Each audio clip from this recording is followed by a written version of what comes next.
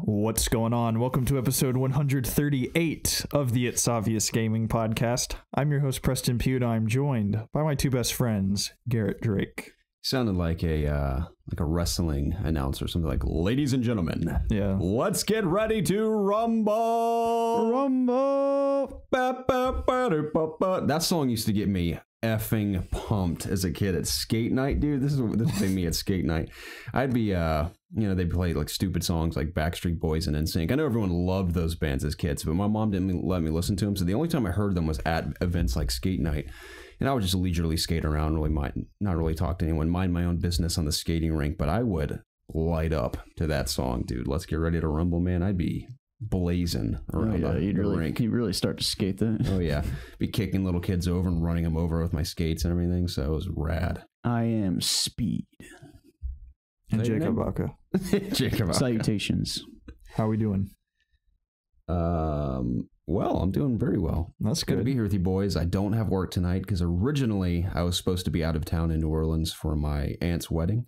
And I got too caught up with my job, with school, and with God Connected to where I had to cancel the trip entirely. So I stayed home to do all of those things like a responsible adult should.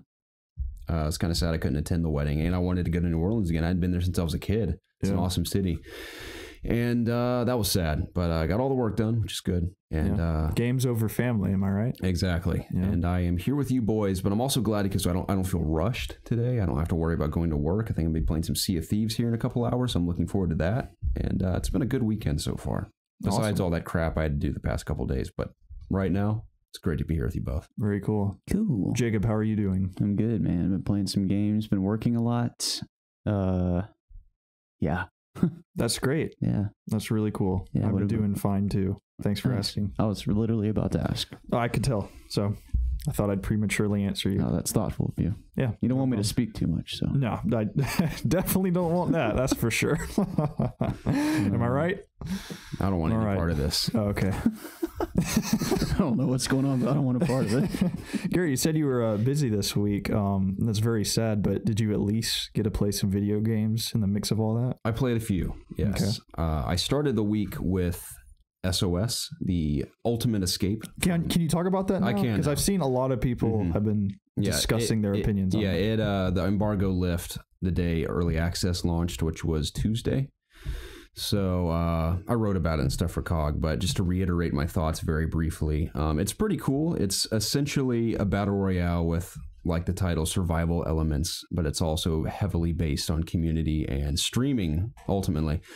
As I said at the event when I was there, that the game is really built around your personality or the personality you choose to put out there into the world. So basically, does this mean that I can roleplay as something? You can roleplay. I mean, you can arguably do that in any game, but this game it's specifically encouraged. So what the game is SOS, and the lore of the game is a game show like Survivor. It's a reality TV show where 16 contestants spawn on this island, and the whole goal is to find relics that are attached to these demon monkeys attached to their backs. They're very powerful. You have to kill them, and when you steal a relic, you have to find a flare gun somewhere on the island.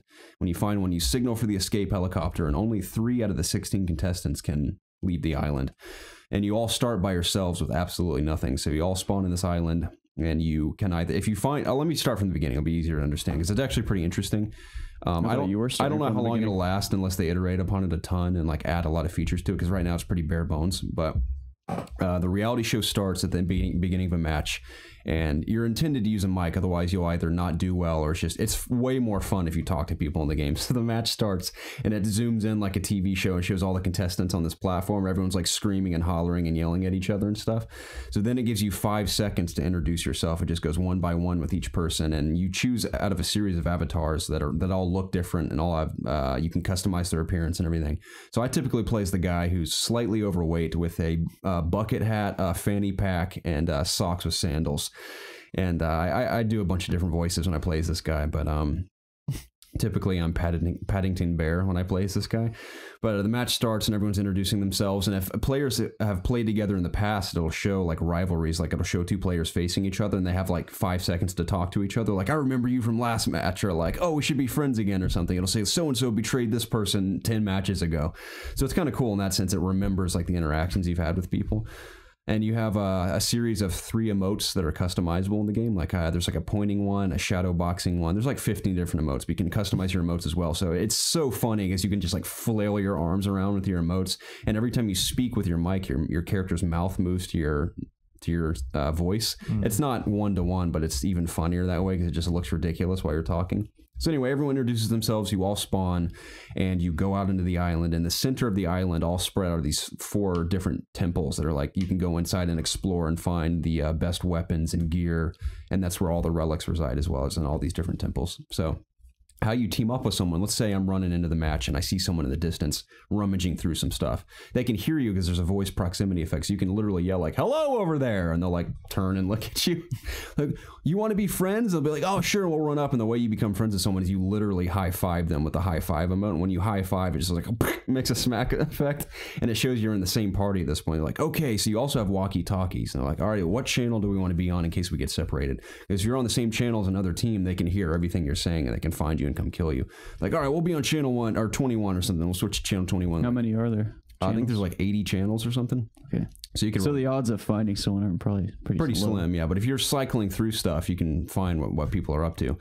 Anyway, so you team up. We're like, all right, let's go find some loot and head towards the temple. And on your way, you'll find like daggers and the base weapons are mostly melee weapons. There's like tomahawks, daggers, human skulls you can use to bash, and all the weapons are throwable as well, which is mostly effective when you throw them at the beasts that are on the island. So that's where the PvE elements come in. Along the way, you'll inevitably run into different levels of these demon monkey things. There's like small ones, medium-sized ones, and the big ones have the relics on their back, and they're very hard to kill. So that's what you're trying to get to escape. Yeah, the relics. So that's the only way you can escape the island on the helicopter. If you don't have one, you either die because the timer runs out, you get killed, or you just lose. And that's the goal, is to get off? To escape, yeah. Okay. And there's more to this in the meets the eye, and I'll get to that in a second. So you find people, and it's interesting because every match is totally different. Like, for example, I'll team up with one person. Maybe it'll just be me and that person for the entire match. I won't be goofing around and doing stuff the entire time. Other times I've teamed up with 3 or 4 people.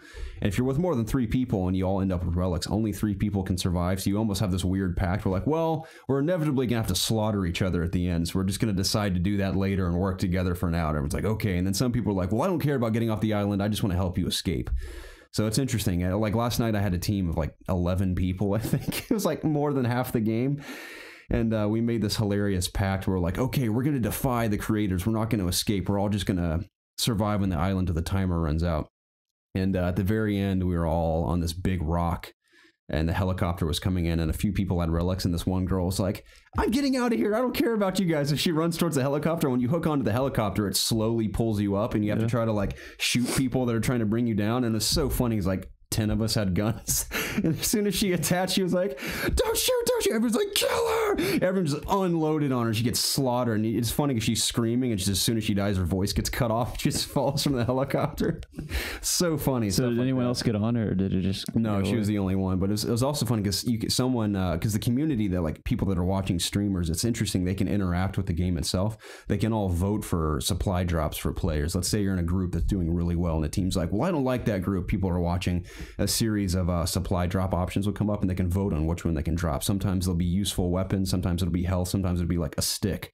So how do people on stream vote? Is it like a code you go to and on a website? It's weird because the game integrates directly with Twitch, but the platform they've built for SOS, which I think is more unique than the game itself, is called Hero. And what Hero is their own weird streaming service. It's not really a streaming service because it works with Twitch, but essentially the audience can interact with the people they're spectating. For example, if someone's playing, the audience has a series like emojis at the bottom of the screen that they can either laugh, do a shock face, applaud, or do an angry face.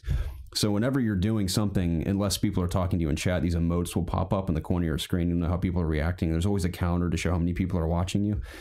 So for example, this one match I was talking about, someone called in a nuke, which means it'll drop and you can get it out of a box, but you can place it wherever you want in the map. And typically people will hide it in like tall grass. So if someone, like a whole squad, walks by and you blow the nuke, it'll kill the entire team. So our joke was like, oh, we're going to defy the creators. So we placed the nuke in the middle of the map, and when 3 seconds were left, 10 people, all of us run towards the nuke, and someone blows it, and it killed us all at the same time. But so the whole point of the game is to rank up your fame rating. So this is a worldwide leaderboard as well. The more popular you get in the game, like actual popularity, you'll go higher and higher and higher. And obviously, like the biggest streamers who play the game will inevitably be the most popular just because they have huge audiences already. But the more you work your way up the leaderboard, you're intentionally match made with other popular people in the game. So because the game's all about putting on a show, apparently, because it's like, well, that's the lore. It's like it's a reality TV show. So the biggest stars are going to put on the best matches of the game.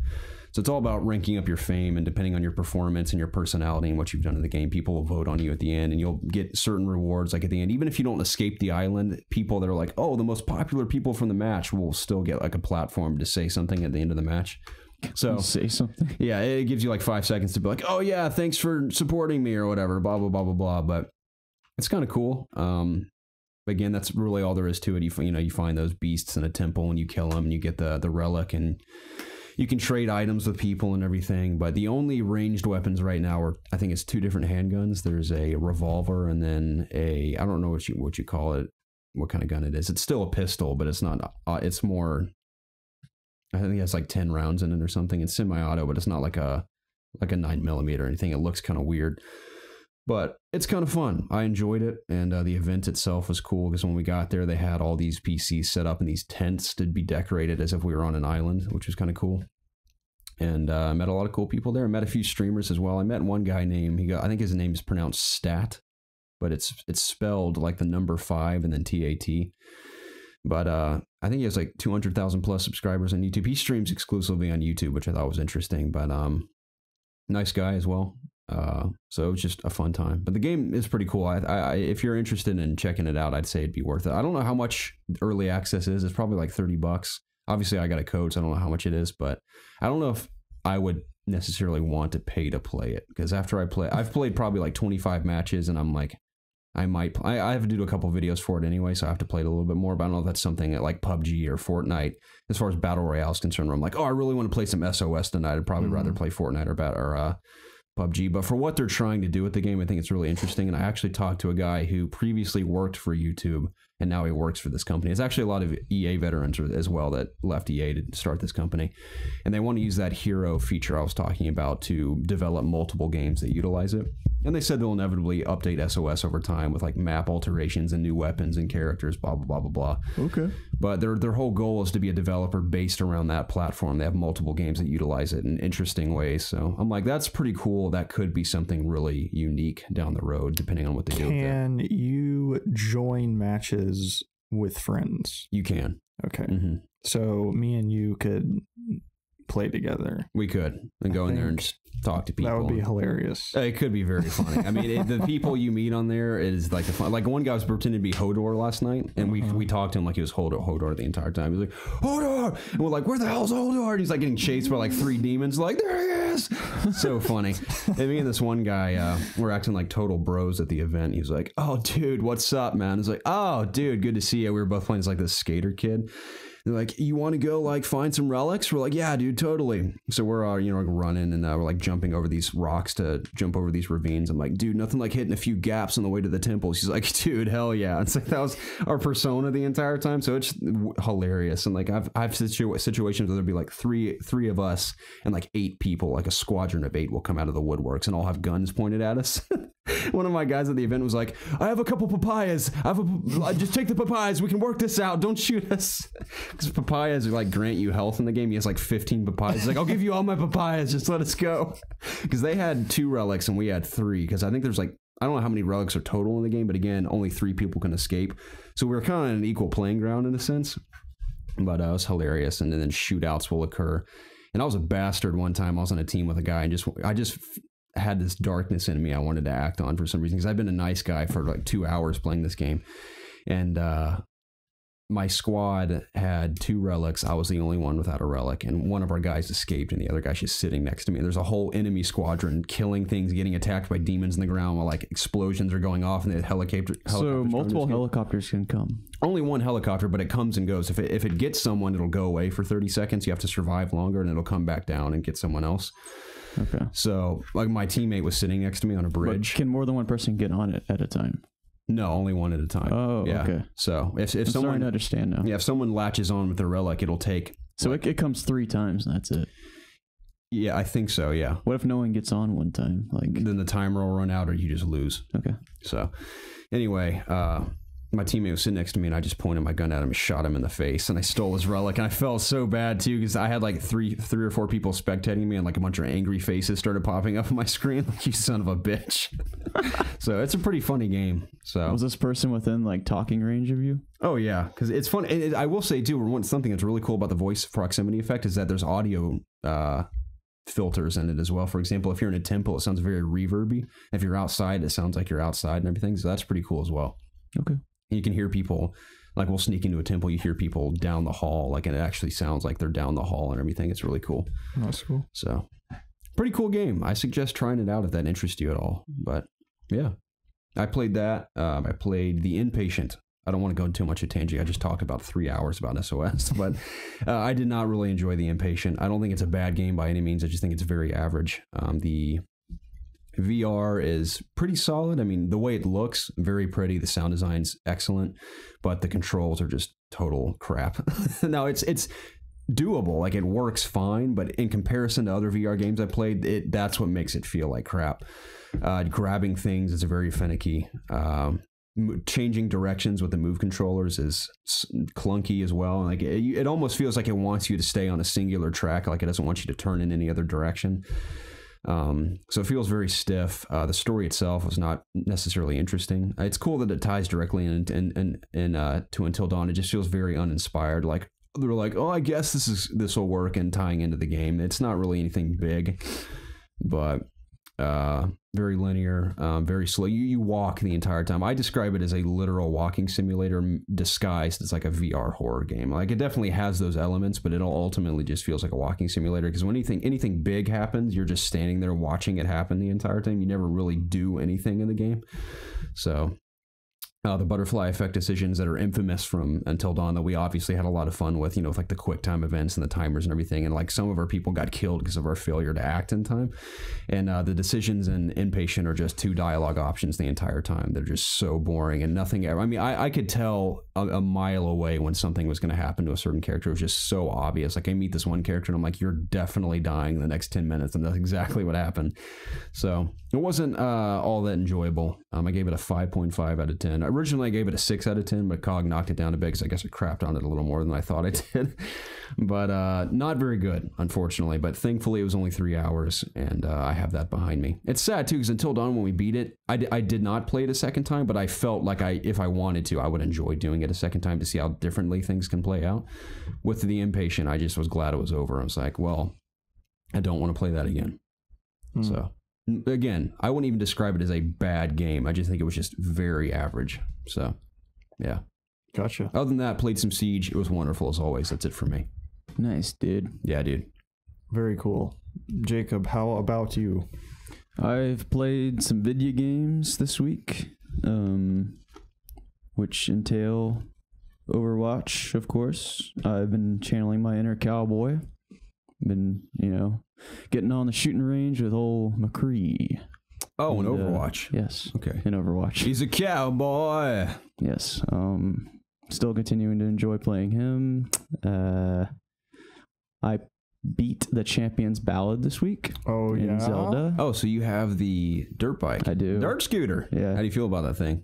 It's awesome. It is. I love it. I don't ever want to use my horse anymore. Yeah, have you taken it down any sweet slopes yet? Not yet, no. I've just rode it around casually. It's worth it. My favorite thing to do is to ride it up that cliff near Zora's Domain, where that, what you call it is, what are they called? Lionel, and just jump off that cliff with the dirt bike. It's awesome.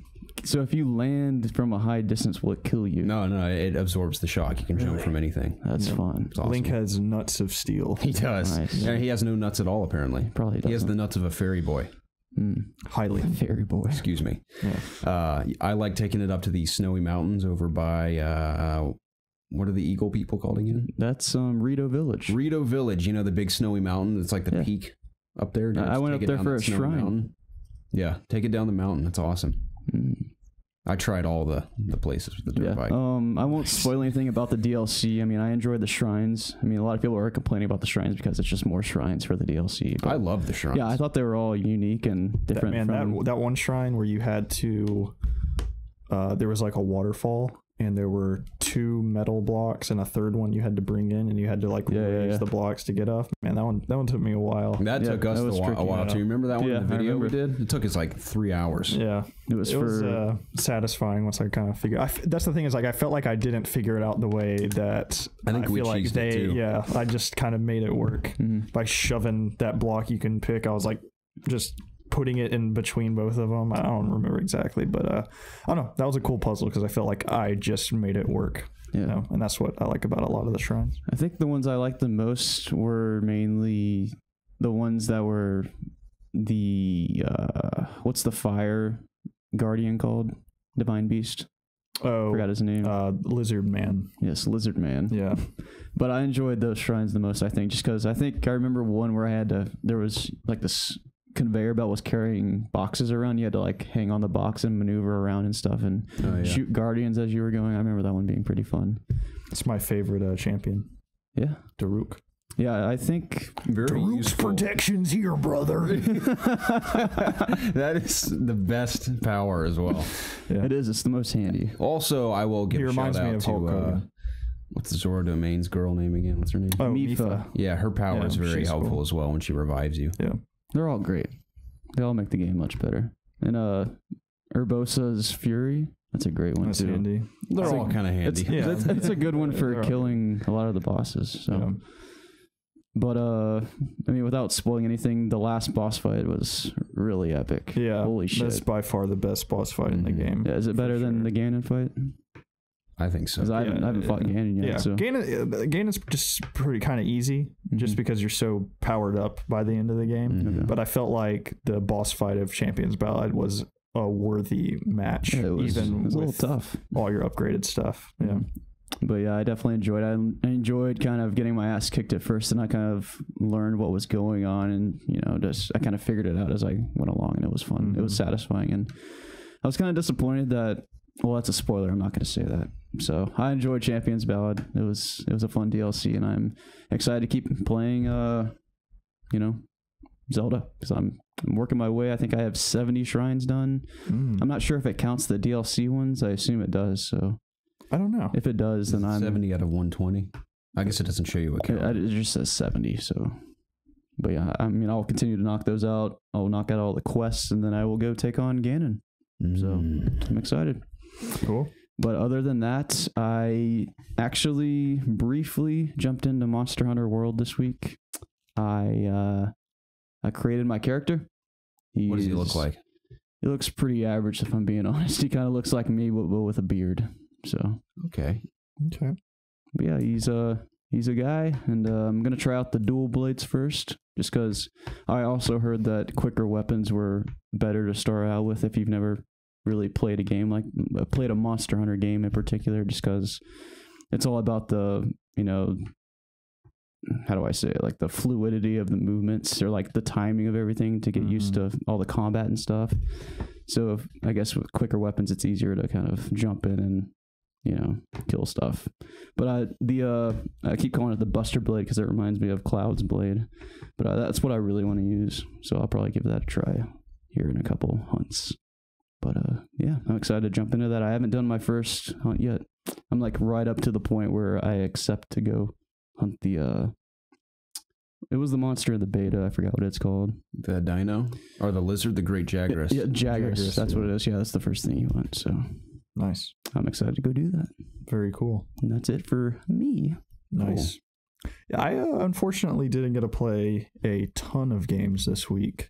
I got to dabble in a couple of things, but didn't get to put a lot of time into anything in particular. I also finished the Champions Ballad DLC, and I thoroughly enjoyed it. I really liked the cutscenes that we got, which involved the champions and Zelda. Yeah, I definitely enjoyed that too. Yeah, those were really cool, and especially the way that the entire DLC ends kind of hit me emotionally, because I've just invested so much time into this game, and I truly love it so much, and it's over now, and it was like nostalgic as for the entire franchise, but also just nostalgic just for this game, because I've just played this game over this entire year. So it's been a year, yeah. Yeah, so I was just like thinking back on just my entire journey in the game, and it was pretty cool. So yeah, so I enjoyed that. And then immediately after that, I jumped into the Assassin's Creed expansion, I guess, mini expansion, called The Hidden Ones. It raises the level cap by 5 from 40 to 45. It unlocks a new region called Sinia. I think that's what it is. I had a hard time pronouncing it. But it takes place 4 years after the end of the main story. Oh wow! So yeah, that was pretty cool. Just seeing, no spoilers, just seeing what happens after the end of the game, and it's more Assassin's Creed. I really enjoy Origins a lot, and this was a lot of fun. And I know there's a bigger expansion coming in March, I believe, with something to do with pharaohs, and it's a even bigger portion of the map, and the level cap is raised by 10. So nice. I am looking forward to that. But yeah, I really do like Origins. And a little side note, I bought Assassin's Creed Rogue. I got a really good deal for that for PC, and that's the only Assassin's Creed game, mainline Assassin's Creed game, that I have yet to play. And I know they're doing a remaster on PS4, so I thought I would just try it out. I like Black Flag, and I played about an hour to 2 hours of it, and it's fine. But man, just I'm very much spoiled by Origins. Just it's so much better in terms of just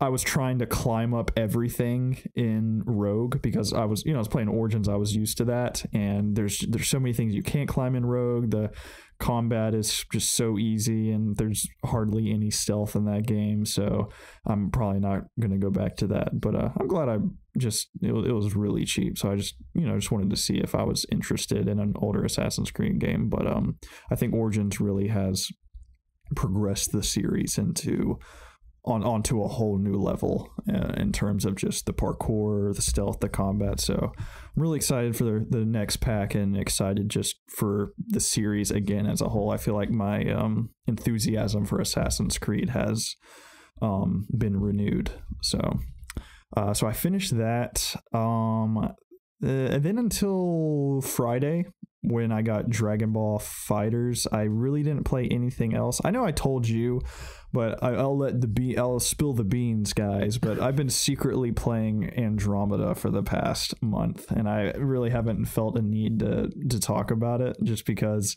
I'm playing it just a few hours every week. I don't really know how far I've progressed. I'm to the ice planet. I think I'm almost done with it. Mm-hmm. But I really, for some reason, I have the urge to just see the game through, because I want to see just if it gets any better throughout the game, or whatever, because the game's just been crapped on so much. But I have heard a few people say that once you actually get into it, it does start to get better. And I can agree with that. I'm having fun playing it. It's just something that I'm kind of paying attention to the story with. It's just another one of those podcast games that I actually enjoy the combat enough, and I enjoy switching my skills around, which unlock different.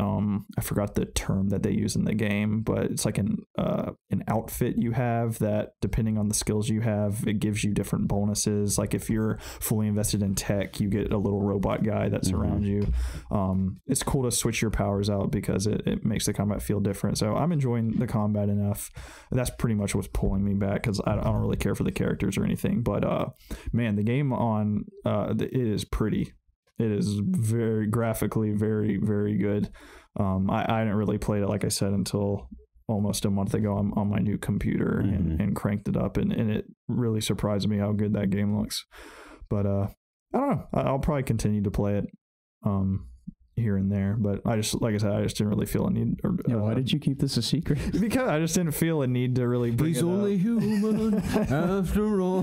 Because I know, do you not want to get flamed? I would get just the why are you playing that game? But I don't know, like it's a good podcast game. Just when I'm trying to, it's either like that or Destiny, where I'm like, I just want to shoot stuff. So I don't. Yeah, you don't want to play Destiny. Yeah, you're right. That was rude. That was rude. I want Destiny to. I'm not talking about Destiny. Then Dragon Ball Fighters came out, and I played about 2 hours of that last night. I played through the story mode for about an hour to an hour and a half, and then I did some combo trainings for about 30-40 minutes just to kind of get a grasp on it. And it's really fun. I'm really enjoying it. The story is super cool. It's not like cool, but it justifies you putting a team together and swapping between people. You play as like a soul which inhabits these different characters, and that's how they explain switching between characters. And there's like a sonic wave that is bringing power levels down, which explains why Goku like everyone's on just like one-shotting everybody. Yeah, it's kind of like how Injustice, they had to make a reason for Joker to be able to go toe-to-toe with Superman, you know? So it's pretty creative. It's by no means like a masterpiece in storytelling, but for Dragon Ball Z it's pretty cool. So I tried to play online for about 10 or 15 minutes, and 13 of those minutes were me getting booted over and over and over again from the main hub world, trying to find a match. We had that problem in the beta. Yeah, it's to be expected. It's typically, I know Xenoverse, I bought Xenoverse 2 on launch day, and I couldn't even play it the entire first day. So I don't know, hopefully they get that straightened out. But I did get into one match, and it was so laggy and I already have no clue what I'm doing, so it was just a mess. I almost won though, so that was really sad. But yeah, it's fun. I look forward to I think this could be another one of those podcast games that I just sit down and just have fun mashing away. And again, it's so pretty, such a good looking game. People have claimed this is the best Dragon Ball game ever. It's the most it doesn't feel as like, not that Xenoverse is bare bones, but I just felt like the combat was kind of very simplified. I mean, I think they had to sacrifice some things for what they did. Maybe I don't know. I can just tell that a really competent fighting game developer made this game, and I like how simple it is too. I know you can auto combo just by mashing square or matching triangle, but all the power moves are all down quarter circles. That's it. There's no, for you to do a Kamehameha, you just go down to right and push X. I would have known that when we were playing. Yeah, they're all just down to right, or down to right or down to left, which is how do you charge up? Square and X, hold it down. So yeah, I played about an hour of the tutorial and played through a lot of characters, learning all their combos and stuff. So just trying to grasp just how to do everything. So, but yeah, it seems more like an actual fighting game. I don't know. I just remember playing Budokai, and it was just, granted I was a kid when I was playing it, but I just don't remember it being as in depth as this game is. But that's the thing, is like, this game isn't even that in depth. It's very user friendly, which I like a lot, because I'm not very good at fighting games. But I don't know if that contradicts what I was just saying, but whatever. I think it's a cool game. It is. At the end of the day, I think it's awesome. And I just, I'll probably I haven't played it this week, but I pre-ordered Monster Hunter, and I'll go pick that up today. I decided to bite the bullet on that. I've just heard so many people gush about how cool it is, and that's great reviews too. Yeah, it does. I don't know. That's what put me over the edge. Yeah, I just want to play it. I like playing games that everybody's talking about, and everybody seems to be high on, and kind of get involved with the thing that everybody's doing. That just makes the game fire. Not that would elevate a shitty game to being fun, but it's fun to play a game everybody's talking about and stuff. So I mean, it has a lot of elements that I like in games, like character progression, RPG elements, stuff like that. So yeah, that gameplay loop just sounds really fun to me. Beat this monster to craft gear to take down other monsters, and I've just heard it's very satisfying when there's just a monster that is just a pain in your ass, and you just get enough stuff from him and you can wear his head as a helmet. It's just like, it's just a sign of what's the word I'm looking for? Oh, it just makes you feel good. Yeah, I guess just a cool sign of achievement that you're wearing this monster that's been giving you so much problem, like, on you as a trophy, pretty much. So just sounds cool. But that's pretty much all and then I played Siege with you last night, which is always just a blast. That game is so fun. But besides that, that's unfortunately all I was able to really play this week. I forgot that I also played Fallout 4 on PC. I picked it up on a Humble Bundle sale. Yeah. Dude, Humble Bundle, check out. I know Humble Bundle has the monthly program, which I am a part of, where it's $12 a month, and you get between, I think, like 8 or 10 games a month. That's crazy. 2 or 3 of them being pretty high profile. Like 2 months ago, I got Quantum Break and like Warhammer. 1 month I got Rise of the Tomb Raider. 1 month I got I forgot the other one, but they're pretty like pretty well-known AAA games, and then you get some indie games along with that. So I think it's worth it. But they just have a store where you can just go buy Steam codes, and I've gone on there every day this week, and Bethesda was having a sale, which is how you got Fallout 4. Ubisoft was having a sale. Square Enix was having a sale. They just gave away Amnesia and Machine for Pigs just for free on there the other day. So that if you're looking for good PC deals, I just check out Humble Bundle as well as other sites and stuff, just to see if they got any good deals going on, because they for the most part do. Yeah, like with everything on PC, of course, Fallout 4 is just beautiful, and that's 60 frames, runs very well. I'm playing with a bunch of mods on. A lot of aesthetic mods, but also hardcore cheats as well, just to goof around in the game. Like I have God mode on. I have 6 million plus caps. Every lock is set to easy, so I can lockpick anything. I have an infinite amount of lockpicks. I have a cheat on where any terminal I touch just automatically opens whatever it's hiding. I mean, literally anything you can think of, there's a cheat for it in the game, and it's all in one holotape you stick in your Pip-Boy, and you can just turn on anything you want at any moment. Like if I want a billion crafting materials, I can just spawn them at any moment. I can spawn NPCs at will. I have a cheat on where I can have dog meat from Fallout 3 with the new dog running with me at the same time. I can have 2 dogs. Power like an infinite fusion core that never runs out. You can customize your guns to oblivion if you want, just as much as you want without any limitations. So I don't know if I really want to, because I'm not going to play all the way through Fallout 4 again, but it's something I'd like to dabble in from time to time to have fun. Yeah. But I will say with all those cheats turned on, it instantly removes the feeling I usually get from Fallout, where I'm like, oh, there's this big open world. I got to scavenge for materials and stuff. And I like getting in firefights where I feel sort of in danger. And with God mode on, you kill everything in one hit, which is just unsatisfying. So I might turn it to where I just have a ton of money, a lot of lock picks and stim packs, and the rest of the game I just play like I normally would.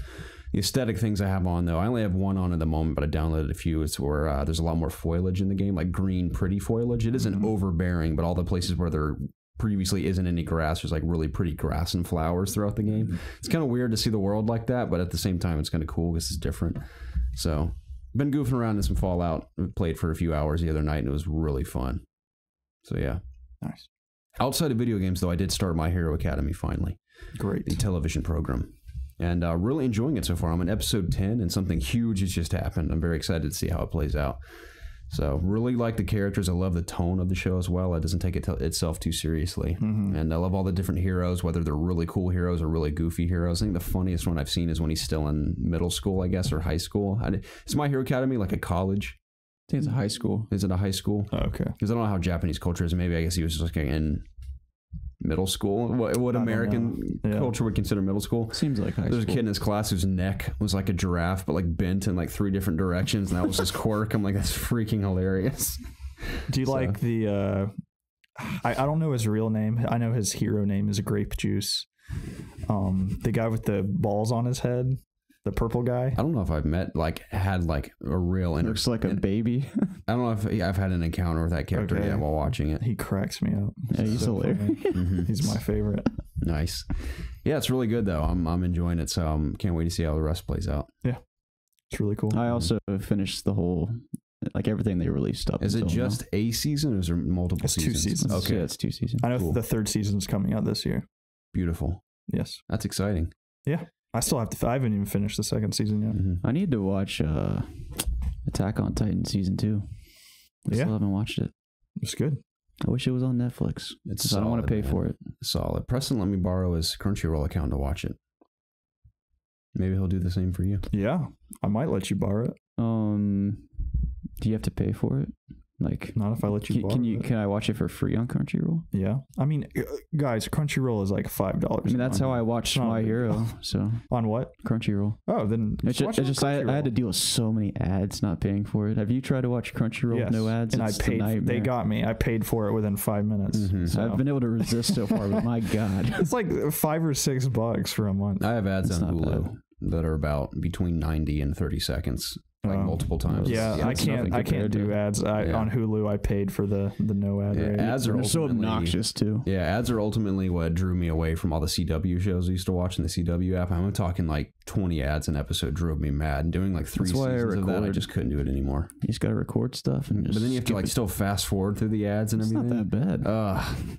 Too lazy. It takes like 20 seconds. I could arguably go back and watch all the stuff on Netflix now, but I stopped caring after a while. I watched the first episode of The Flash after they took a break this fall, and the shows suck. I can't. They're so bad. That's because they just milk the F out of CW shows. Like, what's that, Supernatural or whatever? I think they're in like their 19th season or something crazy like that. They just milk them until people stop watching, and that's when they end. Like Arrow, I will guarantee you will go like 20 seasons at least. No way. I think it ends after a couple more. You think so? Yeah. I think it'd be cool if they would do that. I think people are already stopping watching the shows. That's because I feel like they've hit their limit on that. everything they can possibly do in that show. Like character wise and everything, where do you go from where they're at? I feel like they've done everything. Like people have died and come back. Like several characters. They keep bringing people back. Like I think Oliver Queen has also died before and come back. So at least come very close to dying. Yeah, a couple times. But yeah, I mean, I'm on my last leg. Season 1 and 2 will always be the best seasons of Arrow by far. Even season 1 and 2 of Flash are really solid. I remember you telling me how much I needed to watch Arrow back in the day, and then I did. I was like, oh, holy crap, this is a good show. Yeah, especially season 1. But really good. Ever since they introduced the team in Arrow, it's just... it's been so stupid. I don't watch the show anymore. I saw a picture from, I think his name's David Ramsey, the guy who plays Diggle. Mm-hmm. They just cannot get him a cool helmet, dude. Every helmet I see him in, I'm like, you look so dumb. I was like, why can't they make the guy a cool helmet? His name's Diggle? His character's name is Diggle. That's his last name, I think. John Diggle. Yeah, John Diggle. I like that character a lot. I've always liked him. He's always been one of my favorite characters. I just wish they never gave him a costume either. He looked cooler in just his street clothes. He was just a badass soldier that worked with Arrow. I always thought that was way cooler, and they gave him this stupid costume. What do they call him, like Gladiator or something? Spartan, that's his name. They call him Spartan. And he's had multiple helmets. The worst one he ever had was, I think it was in season 3 or 4. The first helmet that he had was bad. Yeah, that was... I couldn't believe that got through. Like, who would have thought that was a cool looking? And everyone in the internet collectively thought it was the stupidest thing ever. And even the new one, I'm like, that just doesn't work at all. Yeah. So... He's actually doing something else right now, but I won't spoil that. Is he? Yeah. Okay. Yeah, I mean, not that you're ever gonna watch, but are you watching Arrow still? I mean, I'm up until when they broke for the holidays. Are you really? Yeah. Jacob, that is impressive. I stopped watching Supergirl and Legends of Tomorrow just because I don't like those shows. That's what's sad about Legends of Tomorrow is that I thought the cast was great. The first season was good of that show, but after watching the second one, it wasn't good. I dropped off too. I liked some of the stuff the first several episodes of season 2, but I dropped off as well. I don't know why we're talking about this right now. I don't even want to be talking about this. This is a real big hot topic going on, guys. But putting me in a bad I think we've done ourselves a disservice before we actually get into the podcast. We haven't had a Taco Talk, the podcast, where we talk about various fishes and fishes in small bodies of water. But before that, I think we need to have a you got your catfish, got your bass. We need to have a Taco Talk. We haven't had one in a while, and I think we owe it to the community to let them know what we thought of the new addition to the T-bone menu, the nacho fries. Yeah, I wish we could do the consistent bell sound effect every time we do this. Yeah. How about you just pull it up while I talk about the fries for a second? Okay. That was the big highlight. Yeah. For our Taco Talk. Yeah, we finally, all three of us went to Taco Bell before the episode this week, which we haven't done in a while. It's typically been me and Preston. I don't know why Jacob keeps bailing on T-Bell. Is there a specific reason for that, Jacob?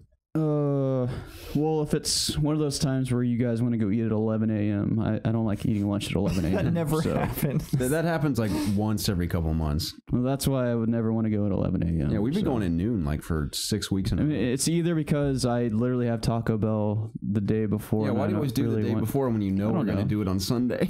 I don't know. I'm just really in the mood and I want to know. All right, I want to go. It's Taco Talk, guys. What's that I hear? It's Taco Talk. It's Taco Talk. That was fantastic. Here we go. Yeah, why do you go when you know we're going to go on Sunday? See, I schedule my Taco Bell eating around our podcast days. I mean, I schedule Taco Bell when I want to go eat it. I usually have it twice a week. I'll have it in the middle of the week and then again on Sunday. You know when I've ever declined to eat Taco Bell because I had it the previous day? When? Never. Okay. I've also had it back to back before as well a few times. I mean, I did it today. Like I had it yesterday. That's the best way to eat Taco Bell, is have it marinating in your bowels and just topple more on top of it. Mine doesn't last in my bowels that long.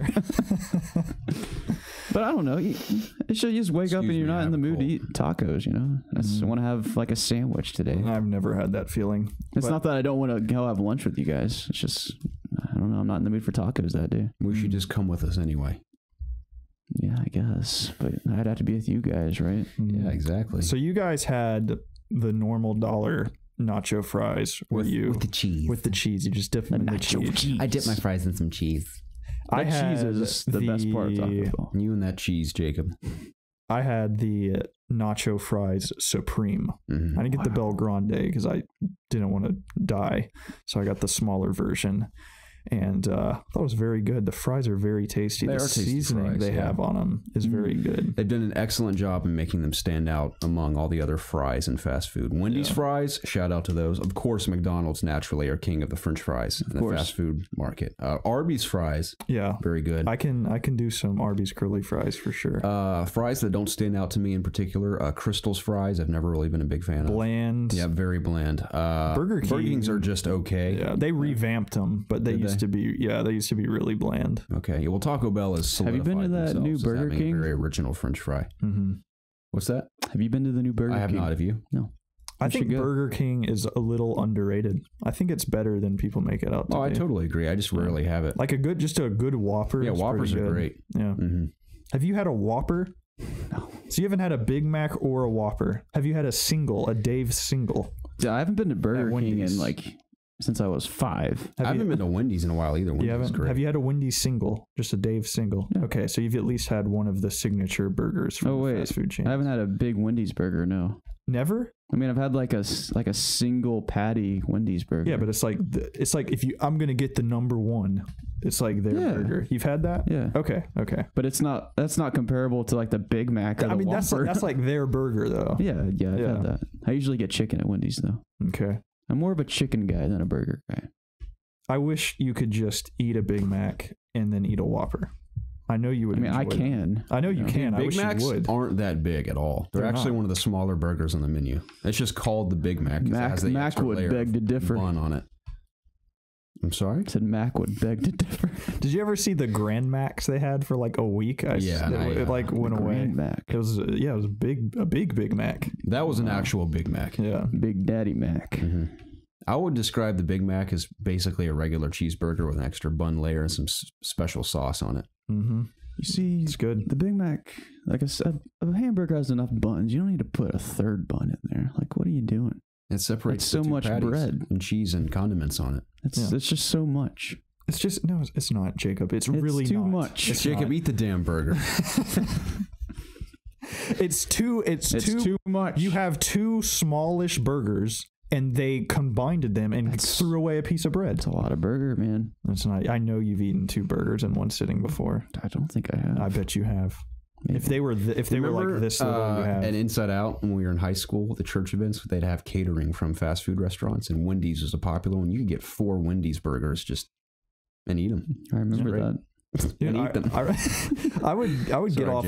I would get off high school, and I would go through my parents' by my parents' house. I would go through their couches and find change, and go through drawers just to go buy. You're gonna find burgers in the couch. $1 burgers. I'll never forget the first time I drove me and my buddies to the local Taco Bell that we still go to, and we used to go almost every single day after school in high school. You remember that, Jacob? We went like 4 days in a row. And we were. You didn't object to it then, did you? I did a lot of times, yeah. Well, I would go to the gym instead. Yeah, let's go somewhere else. I think we went to Arby's a couple times. We went to Crystal once. I mean, I just didn't go with you guys. I would go. How to the gym. are you? Yeah, well, we had a lot of fun without you, Jacob. But then, like, I think senior year is when I started going. Do you have a different mindset on Arby's? No, I like Arby's now. Yeah, I like. I've Arby's had it a few more times. Arby's. They have good fries. Arby's is great. I love their jalapeno poppers.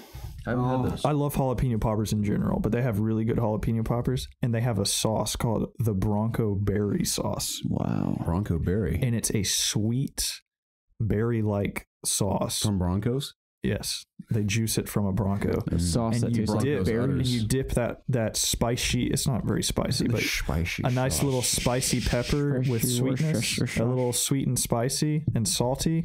Oh, so good, so good. I am so mucusy from the cold I have. It's disgusting. It's in my throat. Jeez, It's in my nose. But I guess to get back to the topic at hand, I really enjoy the nacho fries, and I hope they keep them. I'm gonna blow my I would nose like while you to guys keep keep them. talking.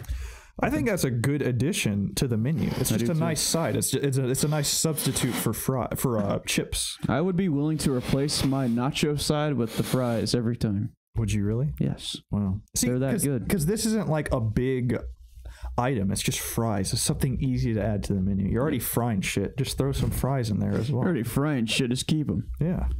I agree. Seems easy. Seems like something they should do. So we all approve of this. I want to live in a country where I go to Taco Bell in the next 4 years and I say I want a nacho supreme and they ask me chips or fries. That's what I want to have. That's a world I want to live in. That's utopia right there. I like the sound of that. So, but anything else we'd like to say about the nacho fries? Not really. I'm gonna get them again. Yeah, me too. I think they're gonna substitute my cheesy roll up for a long time. I think that's a great idea. So I usually get my normal meal. The cheesy roll up is like the side item that I consider, but now it's going to be the fries. I saw you save the fries to the end. Rest in peace, the cheesy roll up and the nachos. Yeah. Also, my Mexican pizza was absolutely spectacular today. My As it always quesadilla is. was too. I got a lot of food today, and it was all just so good. I second that. Oh, we forgot to mention all of our names were very, very close to our names, but also very wrong. It was so funny. So I was Dreek today. Jacob was Jason. And Preston was, what do they call you? Justin. Yeah, Justin. Yeah. All three of them like so close, but so wrong. It was so funny. What was yours again?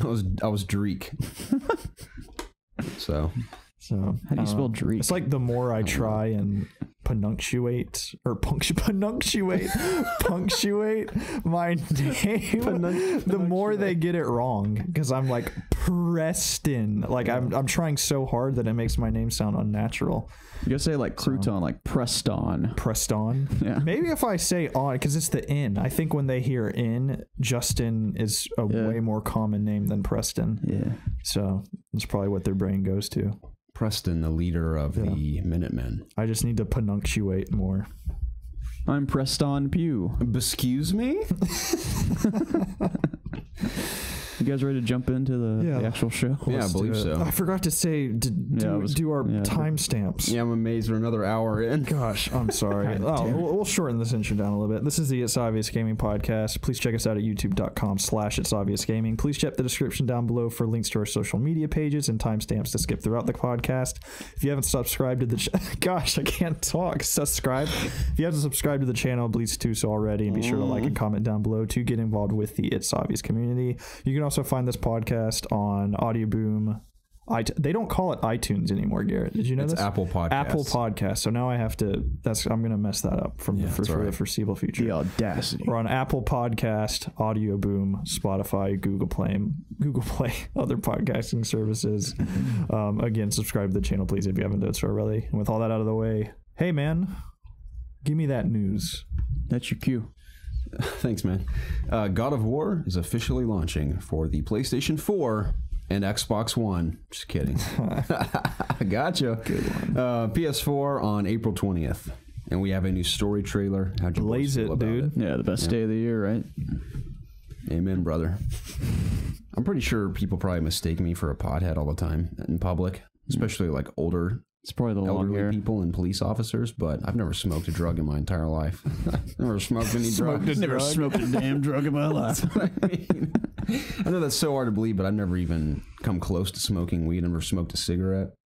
I'm surrounded by people that do cocaine at Smith's old bar. Like, I kid you not, the lead sound guy, this is the funniest thing. We're having this random conversation striking the stage the other night. We're talking, and we pause for a second. Out of nowhere, he goes, well, I'm going to go snort some coke off some tits. I'll see you later. Just walked away. I was like, all right, I'll finish up here. So, but no, I've never done any drugs. So 420 means nothing to me. It means God of War. Yeah, it means God of War That's now. what It it means a lot means. to me now, I should say. That trailer, dude, it gets me so hyped. It looks incredible. Yeah, great trailer. I'm so pumped. So this I told you this. I don't know if I told Jacob, but about a week ago they unveiled. What is You wrong okay, with bud? me today? Punctuate. Goodness, they unveiled the God of War Mason. It's like Stone Mason edition, or Stone Mason edition, and of course I want that. So I told my wife I want this, and she said I'll think about it, which made me sad. So I was like, the old ball and chain. I was like, okay. Let me move some numbers. So I'll get back to you. It wasn't on Amazon, and she doesn't like me pre-ordering these collector's editions from GameStop or Best Buy because they charge you immediately. It's not like super expensive, but I mean $150 isn't cheap for a video game, but she just likes for me to, if I'm going to pre-order it, she knows that when to expect it. I don't know. You know what I mean? It's just for money to come out later on just seems Someone's better. got to regulate all the toys you buy, dude. I guess. I don't know. It just seems better for money to come out in a few months than it is like right now. I So know even what though you it's like mean. the same thing, but it just, I guess, feels better to do that for some reason. But anyways, so I was just like, oh, whatever. I'll just wait to see if it comes to Amazon. So I wake up the day the trailer drops. I was off work, so I woke up pretty late, and she texts me, hey, I've been thinking about the God of War thing. I'm going to go ahead and let you pre-order it wherever you can pre-order it. So I go, oh, awesome. So I just whip up Twitter, and there the trailer is with the release date. So just on the exact day, within 30 minutes of her telling me to pre-order this thing, the release date and trailer dropped. So it was destiny. Yeah, it was and I meant to be. did pre-order that Stone Mason edition, and I'm so excited to get it and play that game because, like you said, the trailer was phenomenal, and I'm just pumped out of my mind to play it. Yeah, it was a story trailer. Yes, even beyond just how cool the setting looks and the gameplay and everything, I think just the characters and the story they're going to tell through Kratos and his son specifically has me so excited. Especially the lines of dialogue we get. Everyone's talking about like, how do you know what it's like to kill a god? How do you know? Everyone's like, oh, he knows. Yeah. So it's very cool. I love the last few seconds too. They're like, can you kill something that big? And he's like flying it through the air at it. I was like, so cool. It gets me so pumped up. Dude. I like the little comedic part as well with the guy in the tree. Mm-hmm. He's like, you need to cut my head off. Yeah. He goes, what? That was good. Definitely, there's so much personality to it. There is. It's just not just non-existent in the other God of War games. You know, it's kind of weird. I've never liked axes as weapons in games. I don't know. That's not really appeal to me, but there's something about heavy weapons. But there's just something about his axe that's so badass. How it just has that like frost coming off of it, and you can throw it and it comes back to him. From what we've heard, they've really put a ton of work into making it just really fun to use. So, because the Blades of Chaos were a ton of fun to use. Yeah, so it's gonna be hard to top that. I never noticed that he had bandages wrapped around his arms. Yeah, like his new character model. Yeah, I just didn't even. Yeah, I just didn't even like put two and two together because I think he's had those on since even the unveiling. I just never really thought about just what his arms would look like. It's gonna be so crazy to see how those came off.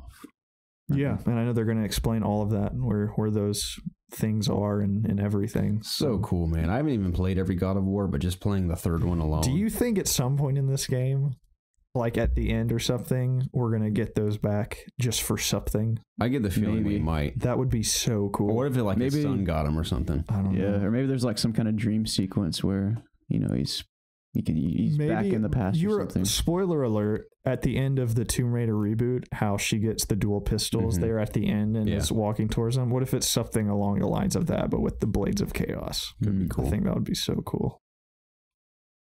But then they'd just be taking a step back. Maybe. I don't know. Who knows where they even are? They could be just forever gone because nobody knows how he even got into Norse world or whatever. So... Or how long it's been since the third one. Yeah, exactly. He looks older for sure. So, man, I'm so excited. Me too. Yeah. I mean, I think the coolest thing is just that they are acknowledging the past. Like, because initially when they announced this game, I thought, oh, it's just going to be a completely new reboot. Like, they might not even talk about anything that happened already. But I'm glad that they're going back and talking about his past and how his son's kind of connected to that and his wife. Yeah. So I'm excited to play the game when it comes out on 420. Blaze it. Totally, man. Amen. I'm totally into that as well. The Avengers Project from Square Enix is moving at full steam ahead. Wow. This comes from Eddie Mackey of GameSpot. Quote, Crystal Dynamics is staffing up for its upcoming projects, which includes I can't read that because of the yellow text. My printer malfunctioned big time.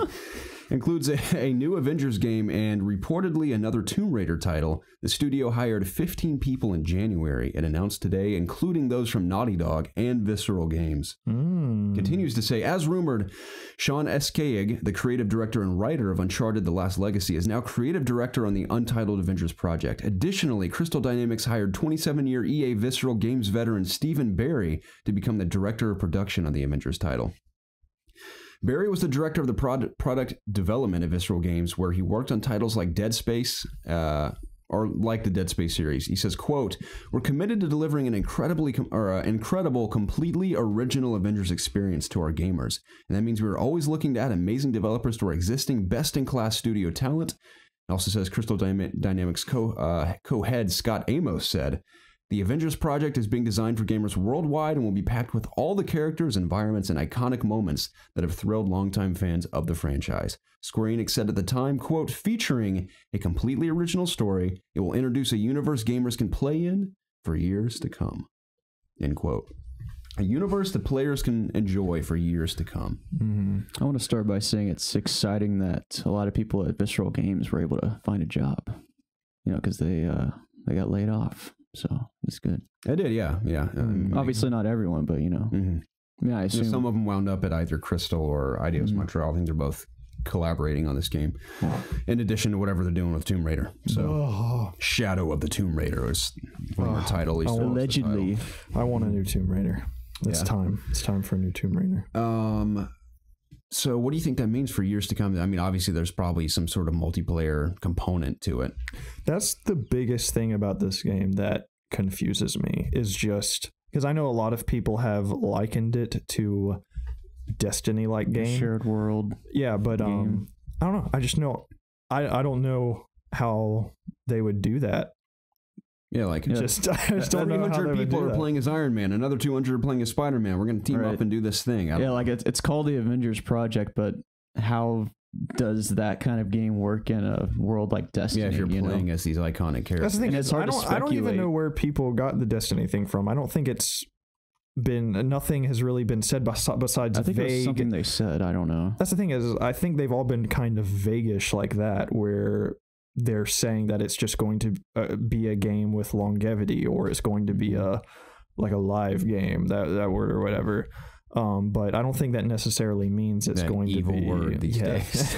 I don't think that necessarily means it's going to be a game like Destiny: The Division. What if it's just a story-based Avengers game that they're consistently adding content to, that multiple people can play at the same time, like just a big co-op game? Could you envision maybe they bring on a new Avenger and it's the guy that you create or something? And I was wondering, that's what they would. I feel like that's what they would have to do. Yeah, not an MMO, but sort of that idea where you're a hero under the kind of like the guidance of the Avengers. Or maybe it's like the Avengers Project, where it's like there's a tower place where there's a bunch of other Avengers. Yeah, I'd be for that. That for it to be one of those games, I feel like you have to do that. Yeah, I mean, I would love to. That's what my favorite part about DC Universe was, just creating my own superhero villain with my costume and my powers. That was so cool to me. Yeah, so I'd like to see that in a game like this. That's a cool concept. Like, Batman is a vendor. Like, are you kidding me? That's awesome. Like having all the different superheroes. Yeah, that's a really cool concept. Would you rather have a game like that, or would you rather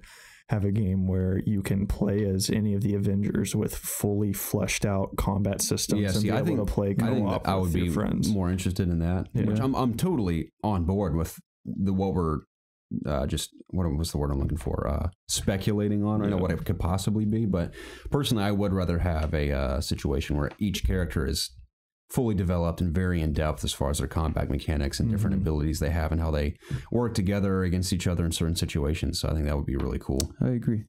But I don't know. We'll see. Yeah, I'm interested in this.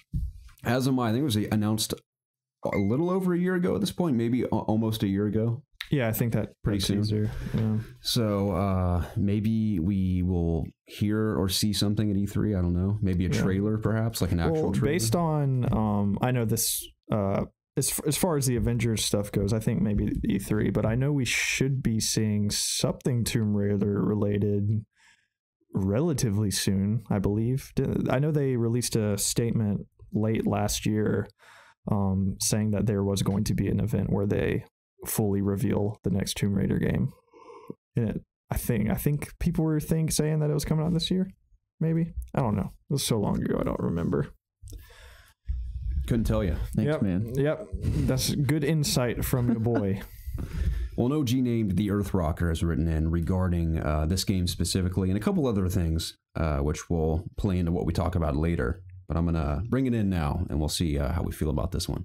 It says, "Hey dudes, Earth Rocker here. So I've been watching through the MCU movies recently in prep for the upcoming Infinity War movie. And to that I say screw Anthem and all the inevitable loot boxes EA are going to force into that game. Dude. No. I think the true Destiny killer may actually be the Crystal Dynamics Eidos Montreal developed Avengers Project. It's prime for the quote Destiny treatment. Hell, it can be said that the different factions like Ultron's robot army or the cool hive-like aliens from the first Avengers film. But to make this a question, as you see, it's like yellow and cut out. I can't even see what it says. To make this a question, what game or movie universe would you guys like to be given the Destiny treatment? Thanks for all you do. Thank you, Earth Rocker. Harry Potter. Yeah.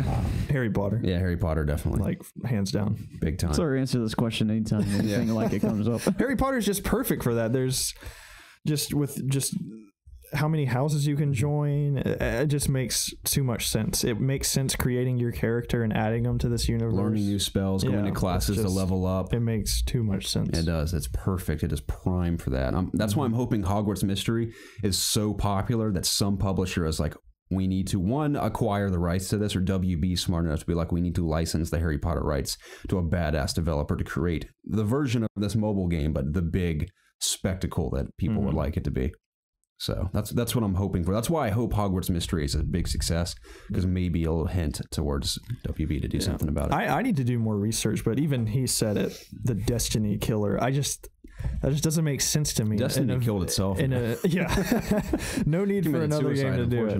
But I just don't, unless they just have a completely different vision than what we're talking about. I don't know. I just don't see how an Avengers game is going to be so much just like that. I don't know. He makes a good point though with like Ultron's forces and like hive-like aliens from the first Avengers movie. That I could see that being a thing where you're in a party, whether you're playing as the Avengers or a created character in this shared world, so to speak, where Tony Stark's like the Crawl or whatever they're called from the first Avengers movie are attacking this area. Go kill them. Kind of like Destiny, where you go to a planet and kill things.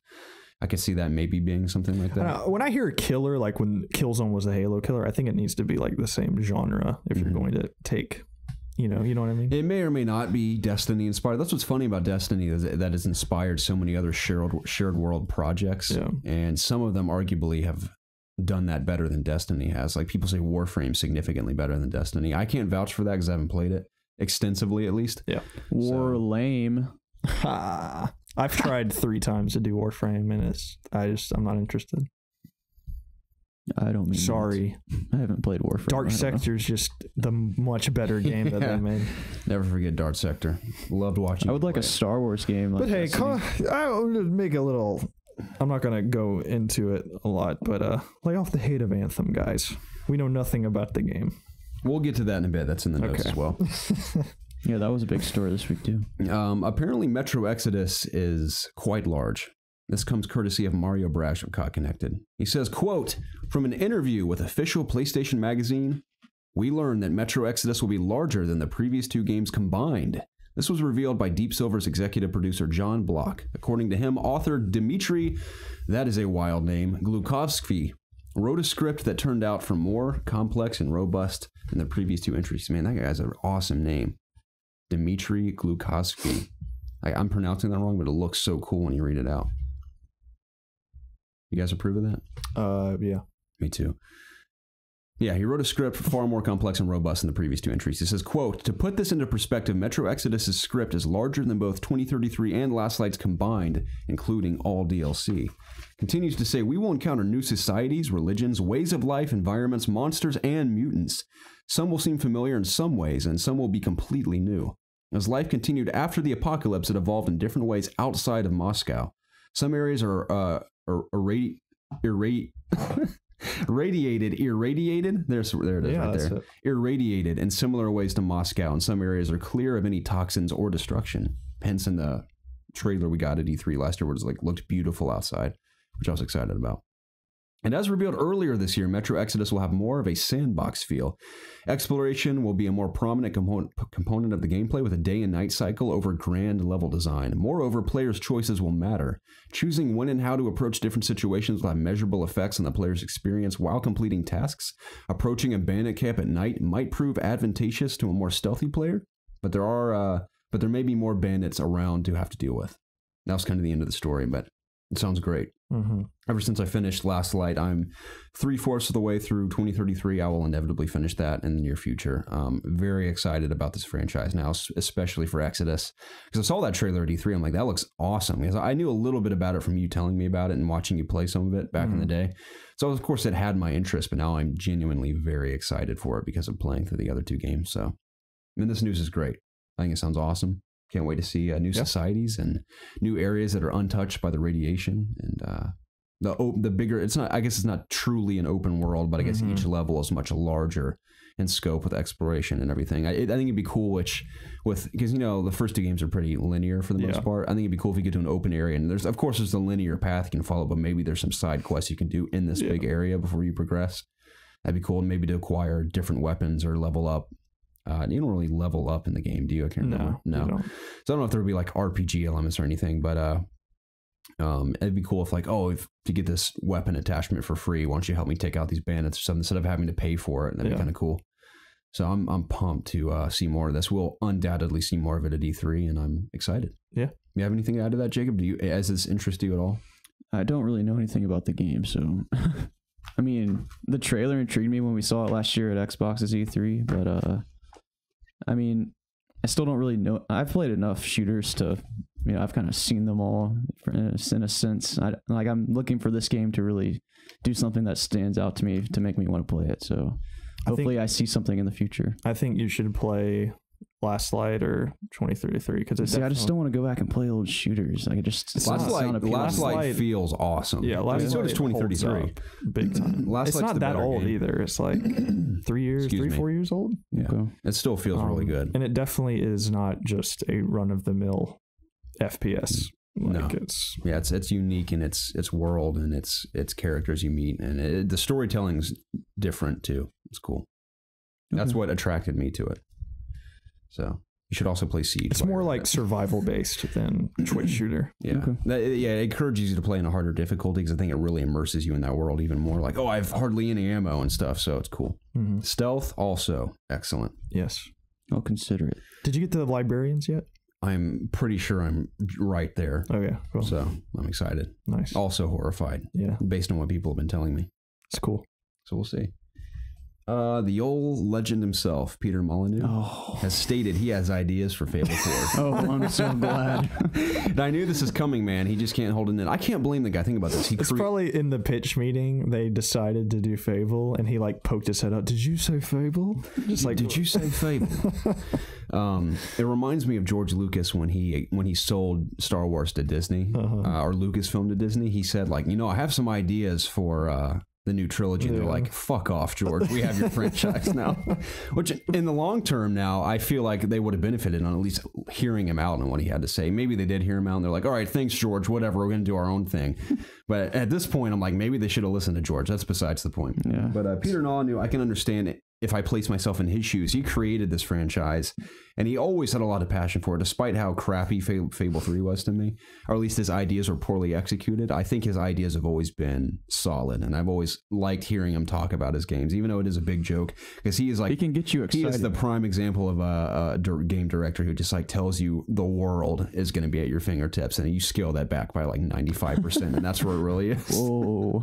So he's infamous for that, but at the same time, the way he speaks, I'm like, I love everything you're saying. Yeah, some people are just good at selling or speaking on things, and he's one of them. So I'm going to recite this story from him, and it's also from Anthony Backus of Cock Story from him? Yeah, but whenever I'm talking about from Peter's perspective, I'm going to do my Peter Molyneux voice. Okay. So this is what he said first. He wants it to be a prequel, Fable 4 to be a prequel to the first one. He goes, "The Fable story hinted at a dramatic time before Fable 1, and the guild was founded. This would be a perfect setting for Fable 4. Molyneux said to IGN. And the new title is if the new title is a prequel, he states that the land of Albion would be much more primitive, the magic much more attuned to nature, and the combat much more brutal." That's what he said. So he thinks it should be a prequel to Fable 1, and I think it should be more primitive, and magic would be much more attuned to nature, and the combat would be much more brutal. Molyneux also hopes that the combat and magic system gets retooled, which this is something I'm also on board with. He says, speaking on the latter, he hopes that the players will be given the ability to craft their own unique system. He'd also like for players to befriend more animals like cats, dogs, birds, or goldfish. Their purpose would be to assist in magic and to form a bond with you. Another addition he hopes to see would be a horse that you could train and a home that you could that players could build from scratch. I like that idea as well. Yeah. I like to be able to marry someone and have kids with them and start a family. I always love that about Fable. And it's cool to like find a home. Like, I want to buy this house, but to build your own would be great. I'd love that. I've always liked building stuff in my RPGs. He also suggests that a creature bestiary would be beneficial, and it would include a small and large creatures like rideable dragons and god-sized giants. Finally, he thinks that the player's alignment should morph according to their actions. In other words, a player that sneaks a lot might become a thief, while a player that adheres to a code of honor might become a knight. Did you say thief? Don't get me started, Jacob. So his ideas sound like Fable to me, just maybe expanded a bit. Yeah. I think the ones that stand out to me are building your own home. I know that's been there, done that in multiple RPGs now, but in Fable, I think that fit very nicely. Their retooled magic system, I think, is an absolute necessity. Take a cue from Witcher if you have to with the Witcher abilities you have. Just have a magic wheel like that. I think would be really just effective. Copy the Witcher. That's what I said. That's what I was thinking. I was like, just take the Witcher as like your template and just add the Fable graphics and humor over it, and then, there you go. Put right a there. Cartoon just film over the Witcher. Exactly. There you go. And then add some old British humor in there, and you'll be good to go. So does it bug you guys when, like, say this actually was a prequel? Does it bug you that it would be called Fable 4? Like, say it was Fable 4.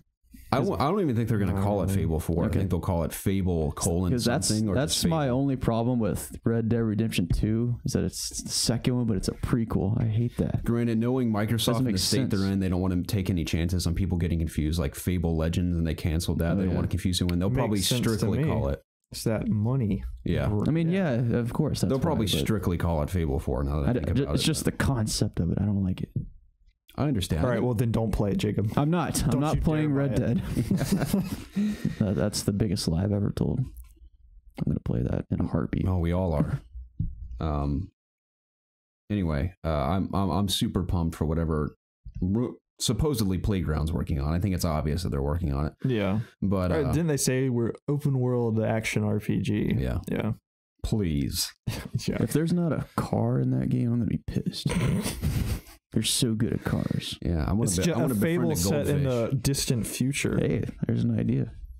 Yeah. What if it was? No, thank you.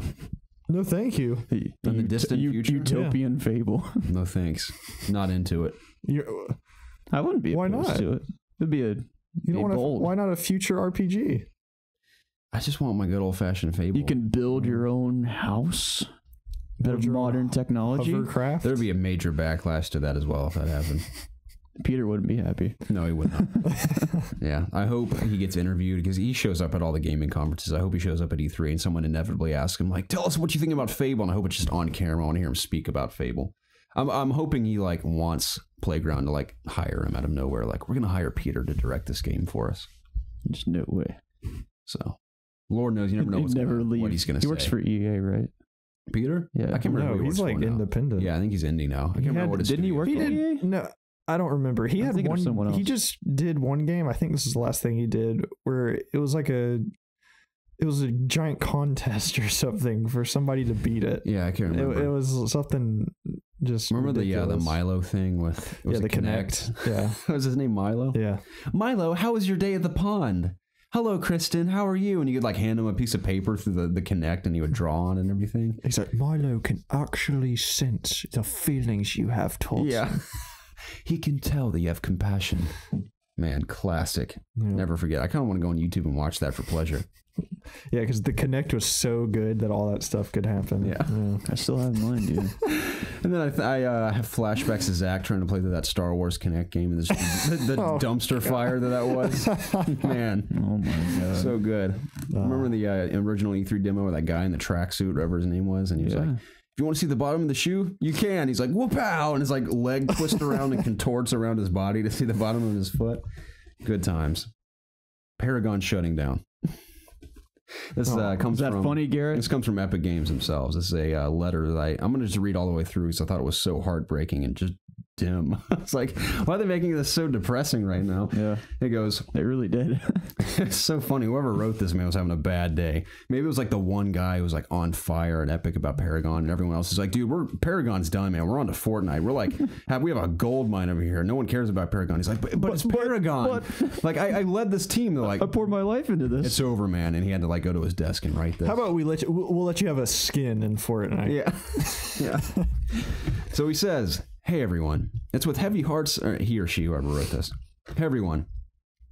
It's with heavy hearts we've decided to close down Paragon. We truly appreciate everything we've put into Paragon.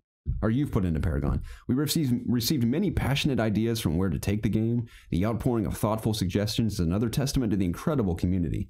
After careful consideration and many difficult internal debates, we feel there isn't a clear path for us to grow Paragon into a MOBA that retains enough players to be sustainable. He continues on. We didn't execute well enough to deliver on this promise of Paragon. We have failed you. That was so sad. That was the hardest line. It was like, we have failed you. Nose is stuffed. Despite the team's incredibly hard work, and we're sorry. To try to make this right, Epic is offering a full refund to every Paragon player for every purchase on any platform. This refund will come directly from Epic rather than the platform provider. How much money is that? Oh, I can't even imagine. Like, oh Sure, my it's a lot. goodness. A ton. We'll continue operating Paragon servers until April 26th, 2018 as the player population continues to decrease. Matchmaking times and quality will further degrade. I'm just going to slowly die and bleed out on the ground. Everyone's going to be like, fuck you, Paragon. It's Fortnite now. Anyway, thank you for joining us on this journey and your dedication to Paragon. Sucks. That is sad. They just shot Paragon in the side, and they're like, oh, and Paragon's on the ground bleeding out, and Fortnite just dumping all over him, and everyone's like spitting on Paragon as they pass by. And then the one developer's just sitting next to Paragon, just like writing this letter while he bleeds out until the 26th. Made that a lot more graphic than it needed to be. And then the final breath of Paragon, they say, remember me. Guys, here's the air. Let's filter it out real quick while we let's take a moment of silence for Paragon while I filter out this air.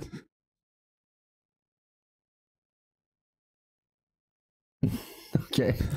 Do you guys remember when Paragon was announced at PSX? I do. The very first PSX. That's what they That's what remember they that. closed the show with. Yeah. We were just like, okay. Yeah. I thought it looked cool. I watched the trailer in a Bed Bath & Beyond with Casey, and I was like, oh. I saw it was Beyond. Epic Games. Oh, on your and I phone. was like, Yeah, I was on my Oh, I phone. thought I they had it thought on a that TV. Sony was going to score like the next Gears of War with like Epic, not literally Gears of War, but like the next big Epic Games franchise, like as a PlayStation exclusive. I'd love to know if anyone out there in the community is either an active Paragon player, or if you've played it in the past, and how you felt about it, and how you feel about this news, if it affects you at all. It's fantastic that they're giving refunds. Yeah, that's great. That's very Very surprising friendly. as Very well. bold. Yeah, for everything. I guess that goes to show just how much money they're making off Fortnite. Yeah. Yeah, like this is pocket change now. I wonder that one person that probably spent like thousands of dollars on just everything in Paragon. Yeah, they have like just everything. Getting all of that back. Man. Yeah, it's gonna be fun for that guy. I think Yeah. the only person I've heard being very outspoken about Paragon is Andrea Renee. Yeah. She seemed to be obsessed with that game. Yeah. What's good, Paragon? Anyway, Anthem is rumored. Nothing's good. Anthem is rumored to be delayed until early 2019, according to Jason Schreier, based on claims from his trusted sources. One, is this true? Probably. Hang on. What are we talking about? Anthem. Oh, I thought you were talking about Paragon again. No. Oh, okay. Is it delayed? Probably. I was surprised. Yeah. I didn't even realize it was slated for 2018. Yeah, I didn't think that was going to happen. So early 2019, apparently, rumors floating around the DA is like, you have to get this out by March of 2019 for their fiscal year, undoubtedly, yeah. So we'll see how this plays out. Obviously, BioWare, like you were talking to me last night, is fully aware that this is like the end-all, be-all for them. Yeah. Like, this is the final straw. So it has to be good. They can't goof it. And, of course, there's the rumors floating around like, there's going to be loot boxes in the game. It's going to ruin it. Yeah. Everyone's losing their minds. We haven't even seen anything from the game yet. So, Preston, give us your 2 cents on this situation. I mean, it's just my 2 cents is that I understand that EA is the worst thing of all time, and let's all shit on EA and stuff. And yeah, they are. I'm not gonna defend. No, they're not. They're not the worst thing that has ever plagued the earth. Well, by any means. But yeah, they've done stupid stuff.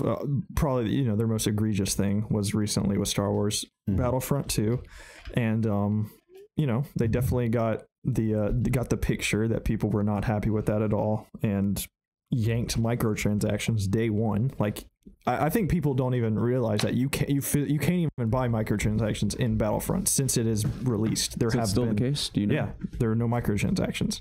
They're making it's just Star Wars, baby. It's just dude. It's just Star Wars. They're completely revamping the progression system, which I think they're going to talk more about that in March. Which I hope if they can do something awesome, I will jump right into that game. But I'm just saying, I know that they haven't had the best track record, but I think with all the hoopla from Star Wars, and as like we said, with BioWare's back against the corner, and they really have to put out something solid. I know not a lot of people were, the biggest fans of Andromeda.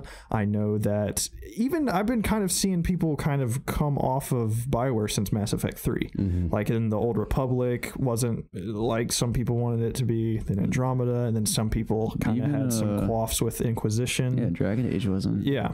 So it was game of the year, but we didn't have much. Yeah. And I think that's a fine game, but BioWare has not just nailed it since Mass Effect 2. Yeah. It's been a while, and they have Casey Hudson back for this one, and I just know they really have to do good. And if they put loot boxes in the game and have egregious microtransaction practices, then let's do the same thing we did with Star Wars. We're not going to support it. Just that's just all you can do. I just don't understand this doomsday stuff with Anthem. I mean, they've said that they're going to do microtransactions, but I think they commented that it's strictly going to be cosmetic. So. But I mean, do you honestly think that anybody, any publisher, any developer is going to put out a game alike Anthem, like a persistent game, and not have microtransactions? No. Like, that's just, as long as it's done well, then that's fine. Yeah, that's what everyone's hoping, right? Yeah. So, and that's what I'm saying. Until we don't know anything about Anthem, we know nothing. And just what they showed. Every time I go on YouTube, there's like headlines of these YouTubers like, Anthem's fucked up the ass by loot boxes.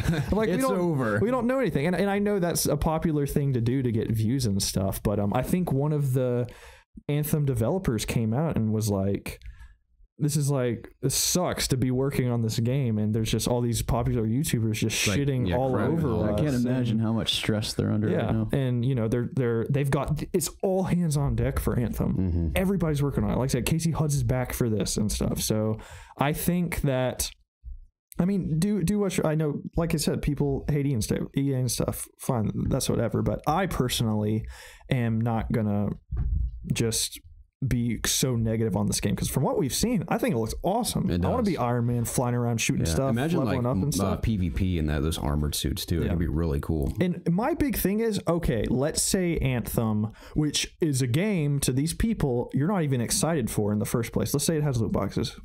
Okay, you weren't playing in the first place, so I don't understand why everybody has to get so worked up and stuff about these there's games. Just that group of people that hates loot boxes, and any opportunity that they see to jump on, they're gonna ravage it. I understand that, but I do not buy the narrative that loot boxes are destroying gaming. We're going into a gaming crash. There are too many good games. There's so many single player games that are coming out. Single player gaming is not dead. There are so many multiplayer games that are doing it correctly and stuff. Minus, I know Siege had a bad week with some things they did, but I think Siege handled it correctly. I think Overwatch, for the most part, has done it well and stuff. That just because EA has done some stupid stuff doesn't mean the entire video game industry is going to come crumbling down around. And I know some people want to fight the battle because they think that's what's going to happen, but video games make so much money, and it's not just going to crumble and crash down.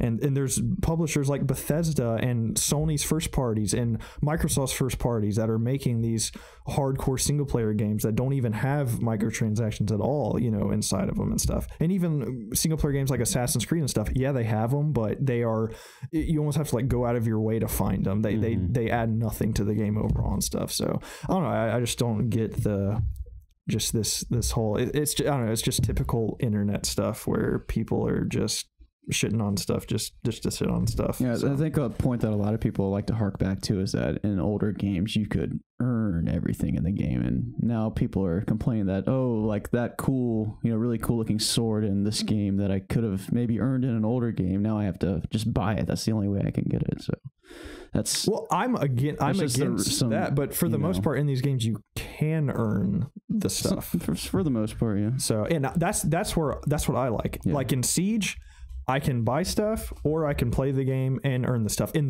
for the most part, actually, it's all cosmetic stuff. I can't buy a gun. I can't buy anything like that. So I don't like that stuff. If Destiny had it, not that I'm playing Destiny anyways, but if you could just go and buy a gun and stuff, no, I'm like, I don't want to be involved in a game where I can buy stuff. So you know what? I just don't play it. It's fine. And they get the picture. Star Wars got the picture, even though it was the second best selling game of the year. Yeah. But they definitely heard if they didn't understand what was going on, there would be microtransactions in the game right now. So they clearly saw some form of, repercussions, whether it be from money they were getting or just Disney kind of cracking the whip on them. I don't know, but I don't know. Like I just said earlier, I'm not going to hold like negative thoughts against Anthem right now when we literally know nothing about it. And from what we have seen, I think it looks pretty cool. So that's all I have to say about that. I agree. Speaking of BioWare, they've announced that the new Dragon Age is in development, of course. I guess maybe like a B team or something, or like a temporary team's working on it. The whole team can eventually move on to that after Anthem, because obviously Dragon Age is way far out from now. I'm sure they have like a permanent team that always is a Dragon Age team. It's whether how big. For what they said, it's BioWare is doing Anthem. Like everybody is on Anthem. Yeah, especially if they. According to what Jason Schreier said, you mean? Is that where you're was that a Jason Schreier thing, or was that like an actual the Dragon Age thing? No, the BioWare all hands on deck. I think it was. I remember seeing that in this article. I didn't read the whole article. Okay. You're a big Jason Schreier guy over here. I know. I watched a video of someone else talking about the article. Wow. So I'm aware of everything that's in it. I just didn't read it word for word. Some journalist you are. Right. I hate reading about video games, dude. I say that all the time. I hate it so much. I just watch videos. So, which is funny because I write about them all the time, and I'm like, ugh. I just like the video side of things. But, which is funny because I read his whole book. It was very engaging. But anyway, apparently, what's his name? With the gentleman who said, Dragon Age will have a live features, and the whole world tore him down again. And he's like, no. I mean, it's just that there will be continued storytelling after the main story. Yeah. What's your guys' take on this? Because I tune out from all the crap people. I mean, specifically anything regarding EA and microtransactions, I just don't care. So I just tune out completely. I don't think there's any reason to be mad about that. Yeah, because no one knows exactly. I mean, he claims it's just, continued storytelling that we're going to support after the main game, which using the word live obviously is risky nowadays because people automatically assume like the Destiny treatment to an extent and microtransactions. So. And that's the thing, everyone knows EA is like, our games are designed to be a service for a continued revenue stream. So I think people are jumping the gun and thinking that Dragon Age will be some sort of games as service style approach to the next one. I mean, yeah, you kind of have to go in just thinking, there's going to be, if EA said that, there's probably going to be some part of Dragon Age that's going to have some kind of, pay to get something in the game, you know? Right. Like Preston mentioned, because I didn't hardly play Inquisition, but the multiplayer co-op component had microtransactions. Yeah, Inquisition had loot boxes in its multiplayer. Yeah. It had I didn't even it had multiplayer. Yeah, I forgot. But the single player game had nothing. It was untouched. Yeah. Same with Mass Effect Andromeda. I forgot it had a multiplayer with you can do microtransactions, but as long as it doesn't affect the single player, then sure, what the hell? Or if it is in the single player, it's just pointless, just random stuff. Like in Assassin's Creed, you can buy a horse that's on fire. Yeah. Cool, I guess. I mean, microtransactions are always done right when it adds to your experience and it's not like hampering your experience. That's how I always look at it. I mean, unless it's DLC, that's fine. You always pay for DLC. If it's optional, just like Deus Ex, like I'm guilty. I bought a Praxis kit because I wanted to breathe in poisonous smoke because I was doing a speed run and I needed one more, so I paid like $1 and got one. So, but yeah. Wow. Yeah, sorry. Way to contribute to I'm the problem, I bet. How much have you spent on loot boxes, Jacob? Money. Lots of money. Hundreds of dollars at this point. Yeah. Easily. Nice. What's even worse is that I spent probably much more than I did on PC than on PS4. Really? Already? Yeah, I'm never going to touch PS4 again. Man, no, I mean, I've spent more on PS4. Oh, okay. Still. I thought you said PC and this amount of time. Yeah, no. The point I was making is that I'm never going to go back to PS4, so it's just wasted money. That's so dumb. You can't link your Blizzard accounts and share skins. That's so dumb. I don't really care though. Man, but BioWare's they're awful. BioWare? Yeah, worst company. I should care. I'm just a huge fanboy. Or did I say what I say? Yeah, you said BioWare. I meant Blizzard. I was confused for a second. How dare you? Sorry. How dare you? The saints of Blizzard.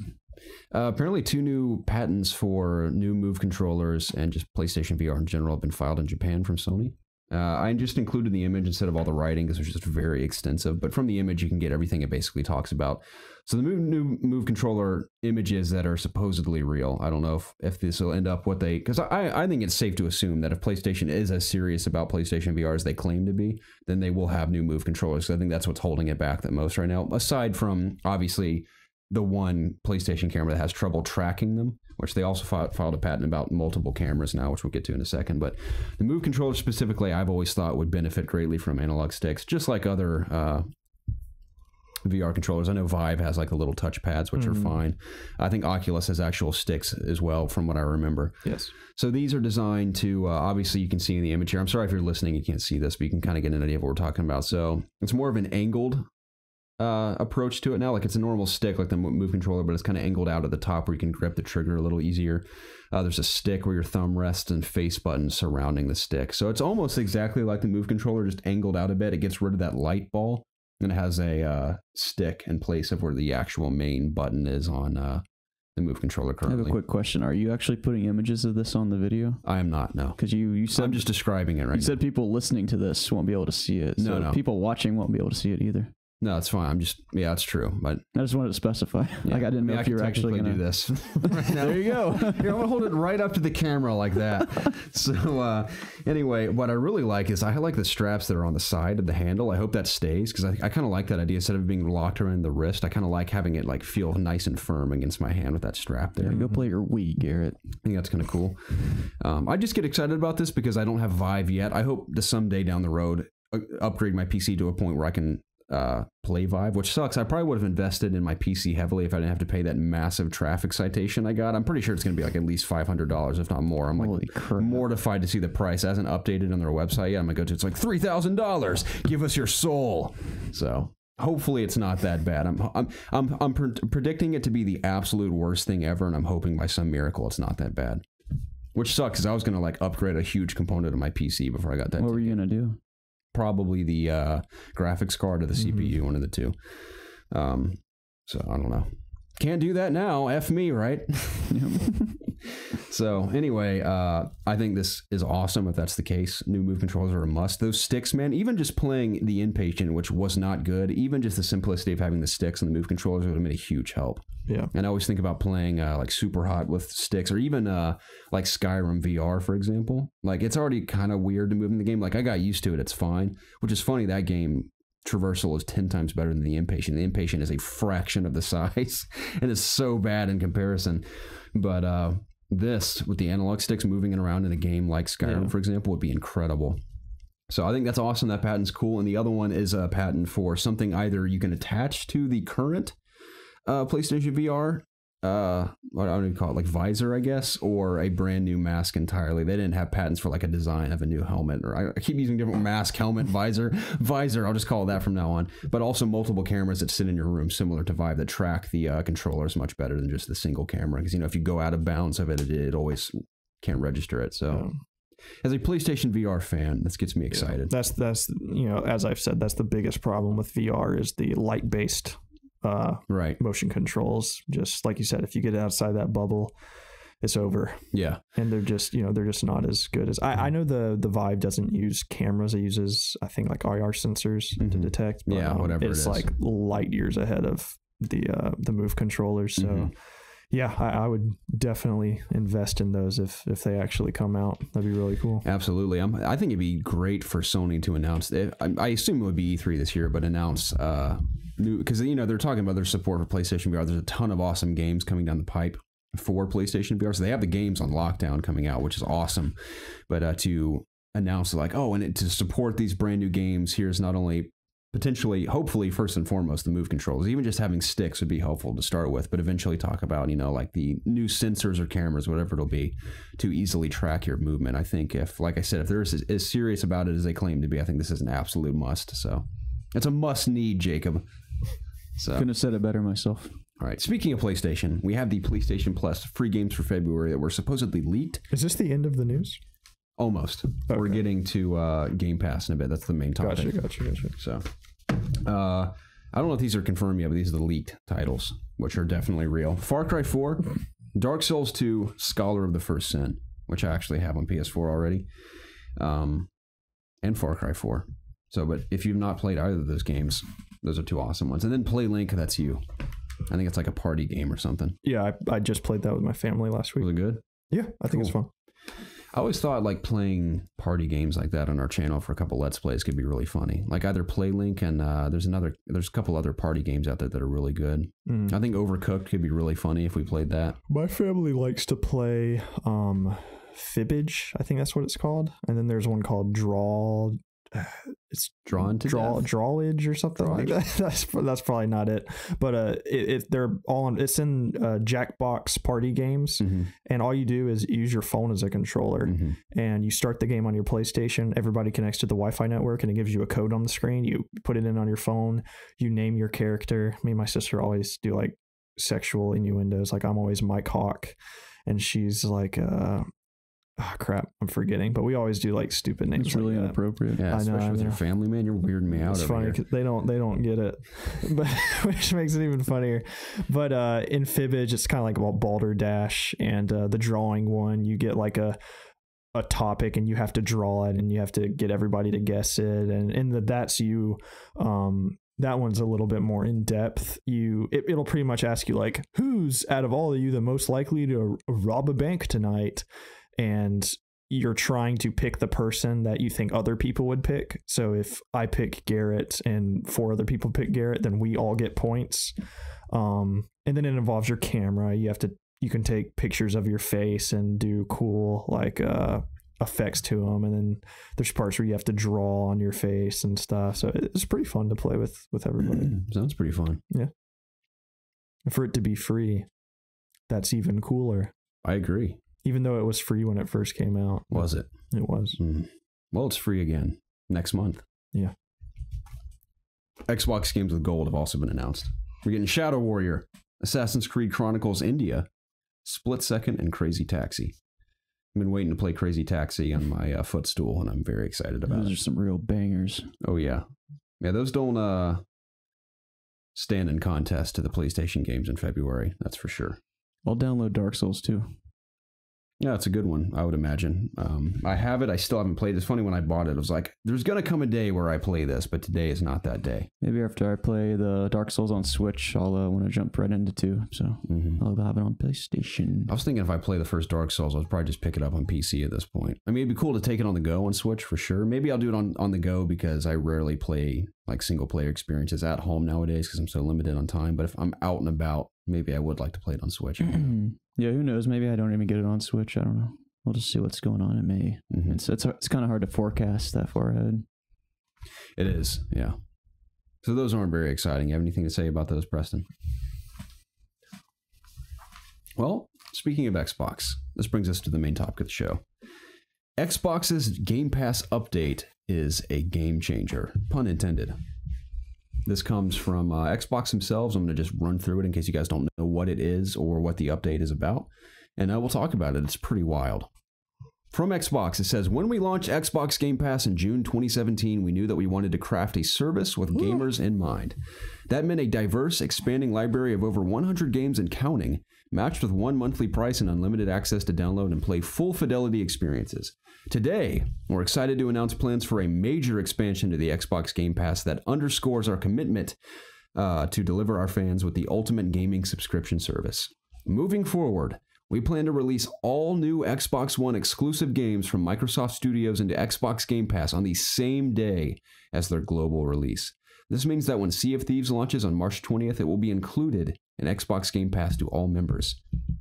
This plan to bring new games timed with their global release into Xbox Game Pass, not only includes announced titles like Sea of Thieves, State of Decay 2, and Crackdown 3, but future unannounced games from Microsoft Studios, including new iterations of our biggest Xbox One franchises like Halo, Forza, and Gears of War on the same day as launch.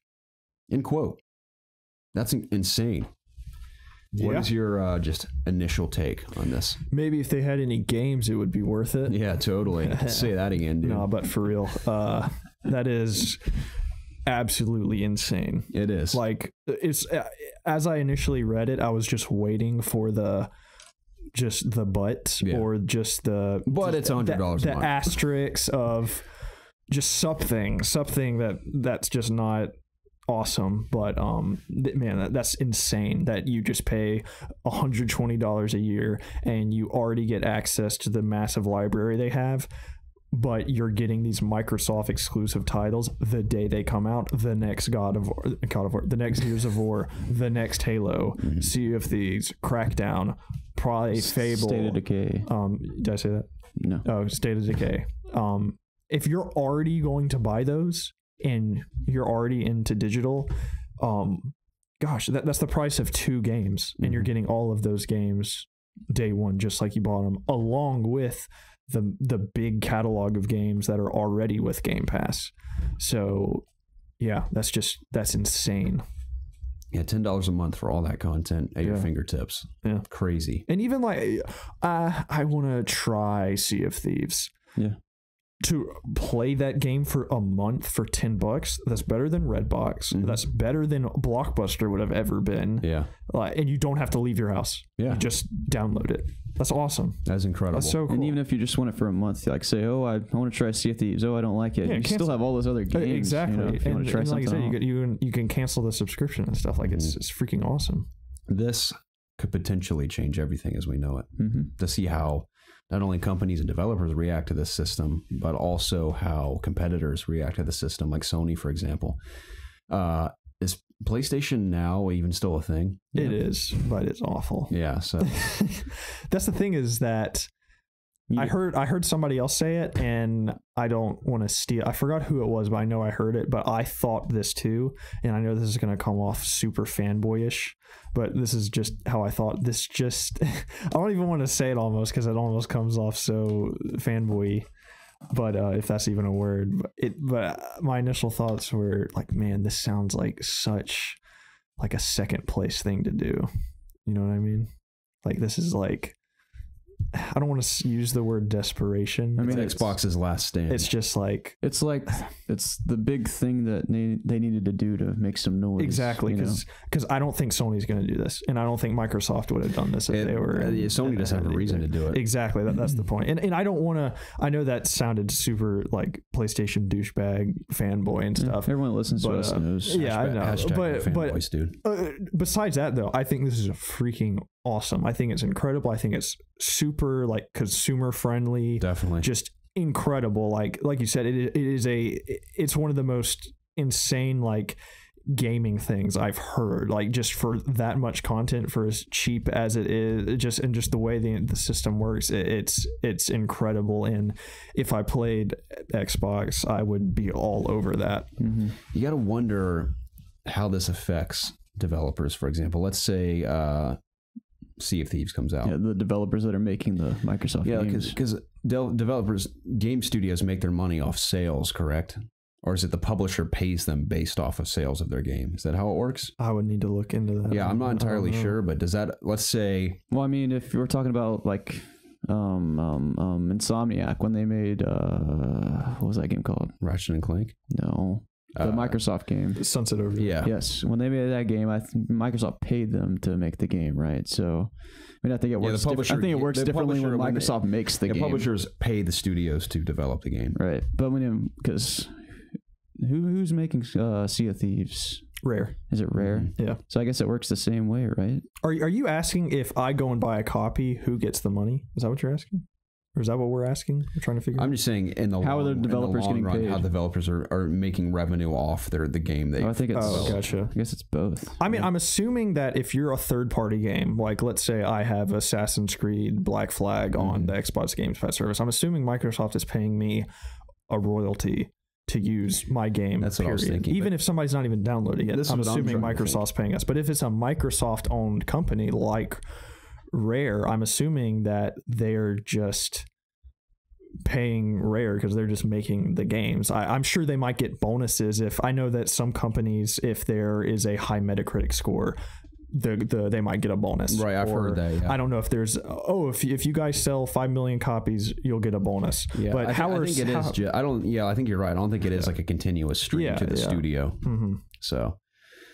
I'm sure because if you're Rare and you're a employee of Microsoft overall, you just get paid. It's a job. You get paid. It's not like salary. Like, man, I need to buy those copies so I can get a paycheck. Right, I don't think that's how it's going. So I think it's just if that makes sense. Yeah, I think now that I think about it, all first party studios are all salary based, so they're all just paid to do their job. Yeah. I think unless you're indie and want a publisher to finance you, or you're like you literally are waiting for people to buy the games to get revenue, then I don't think it works like that. It'll be interesting to see the comparison between people that I just straight up bought Sea of Thieves versus other guys like I just downloaded. Yeah, we were talking about that. I wonder how they're going to do sales data. Not that Microsoft has even been into sales data since the Xbox One release, because they haven't even officially put out how many consoles they sold or anything. So I really don't think they care about the numbers game and stuff. Yeah.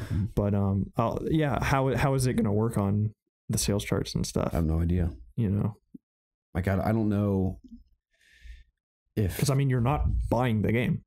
Yeah, because if you assume that a lot of the Xbox player base jumps on the Game Pass, I know I would. I'm not going to at the moment. Maybe I will to play the next Halo. I wish there's a Windows PC version of this. Can you imagine? That I could do. That'd be incredible. That'd be so cool. Yeah. That'd be amazing. But because I might jump into Game Pass for the next Halo. Well, I have a free 3 months of Game Pass that came with my Xbox One S. Oh, dude. So now with this happening, I'm kind of, I don't know, but I guess I'm going to wait for the next big Xbox exclusive to just cash it in and play it for 3 months or whatever. Maybe for Crackdown. Yeah, but if everything's coming to PC, then right, that's true. I would much rather just pay the $60 and get it on PC, especially because I don't have an X. I just have the regular Xbox One, so I would very much so rather play it on my computer than play it on the original one.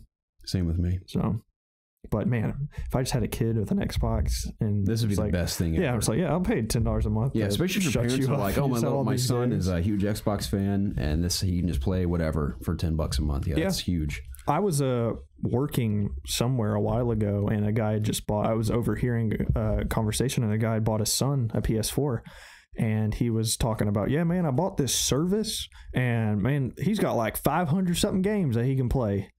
And I thought, man, that poor kid is playing these shitty PS3 streamed games on his brand new PS4. Like, that's awful. But and it's more expensive. That's what's hilarious, is that PlayStation Now is more expensive than this, and you just have to stream.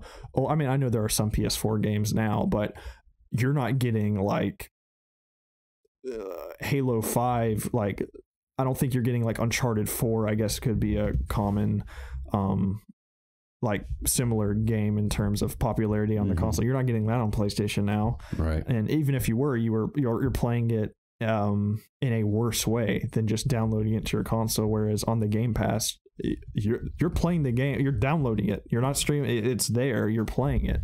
It's so much better. It's ridiculous. Right. So I would like to just know the numbers in general of PlayStation Now, because besides that one guy talking about it, I have no clue who the hell uses that service. Yeah, I don't know.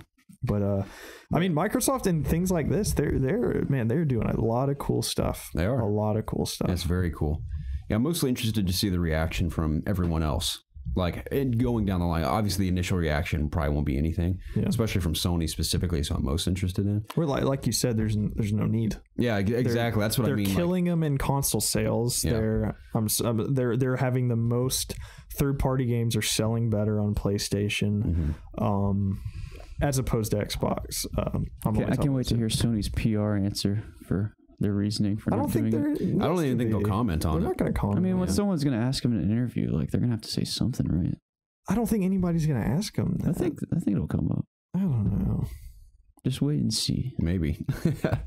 I think they would probably have a very just like a year from now. I think a year from now. That's really cool for see them. what the whole landscape is like in response to this coming out. Yeah. So. Yeah.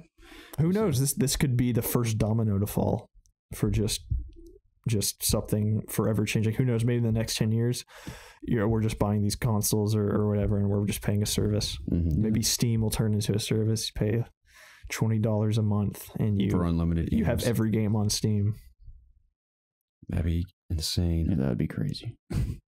You have Steam has so many games. You have that and nacho fries forever at Taco Bell, and that's heaven. Everything turns into a service. Taco Bell, you pay $10 a month, you can just walk in and get whatever you want. Yeah. I mean, I wonder how much, because that was my main thing. You just give them your card that's like your membership card, and they whatever you want. Is Microsoft going to make more money with this Games Pass thing than people just going out and buying Sea of Thieves? I don't know. That's what I'm wondering. Like, well, so many people, pun intended, jump ship and join Game Pass to where they just have that constant revenue stream of $10 a month from millions of players. I'm sure they're counting on, for instance, I've done this several times with Humble Bundle. I saw there was Rise of the Tomb Raider, so I joined, and now I'm kind of just used to it. I'm getting games, so I just don't cancel my subscription. Same thing with EA Access or whatever. I get the Vault, and I was playing one of the Vault games. I'm like, it's $5.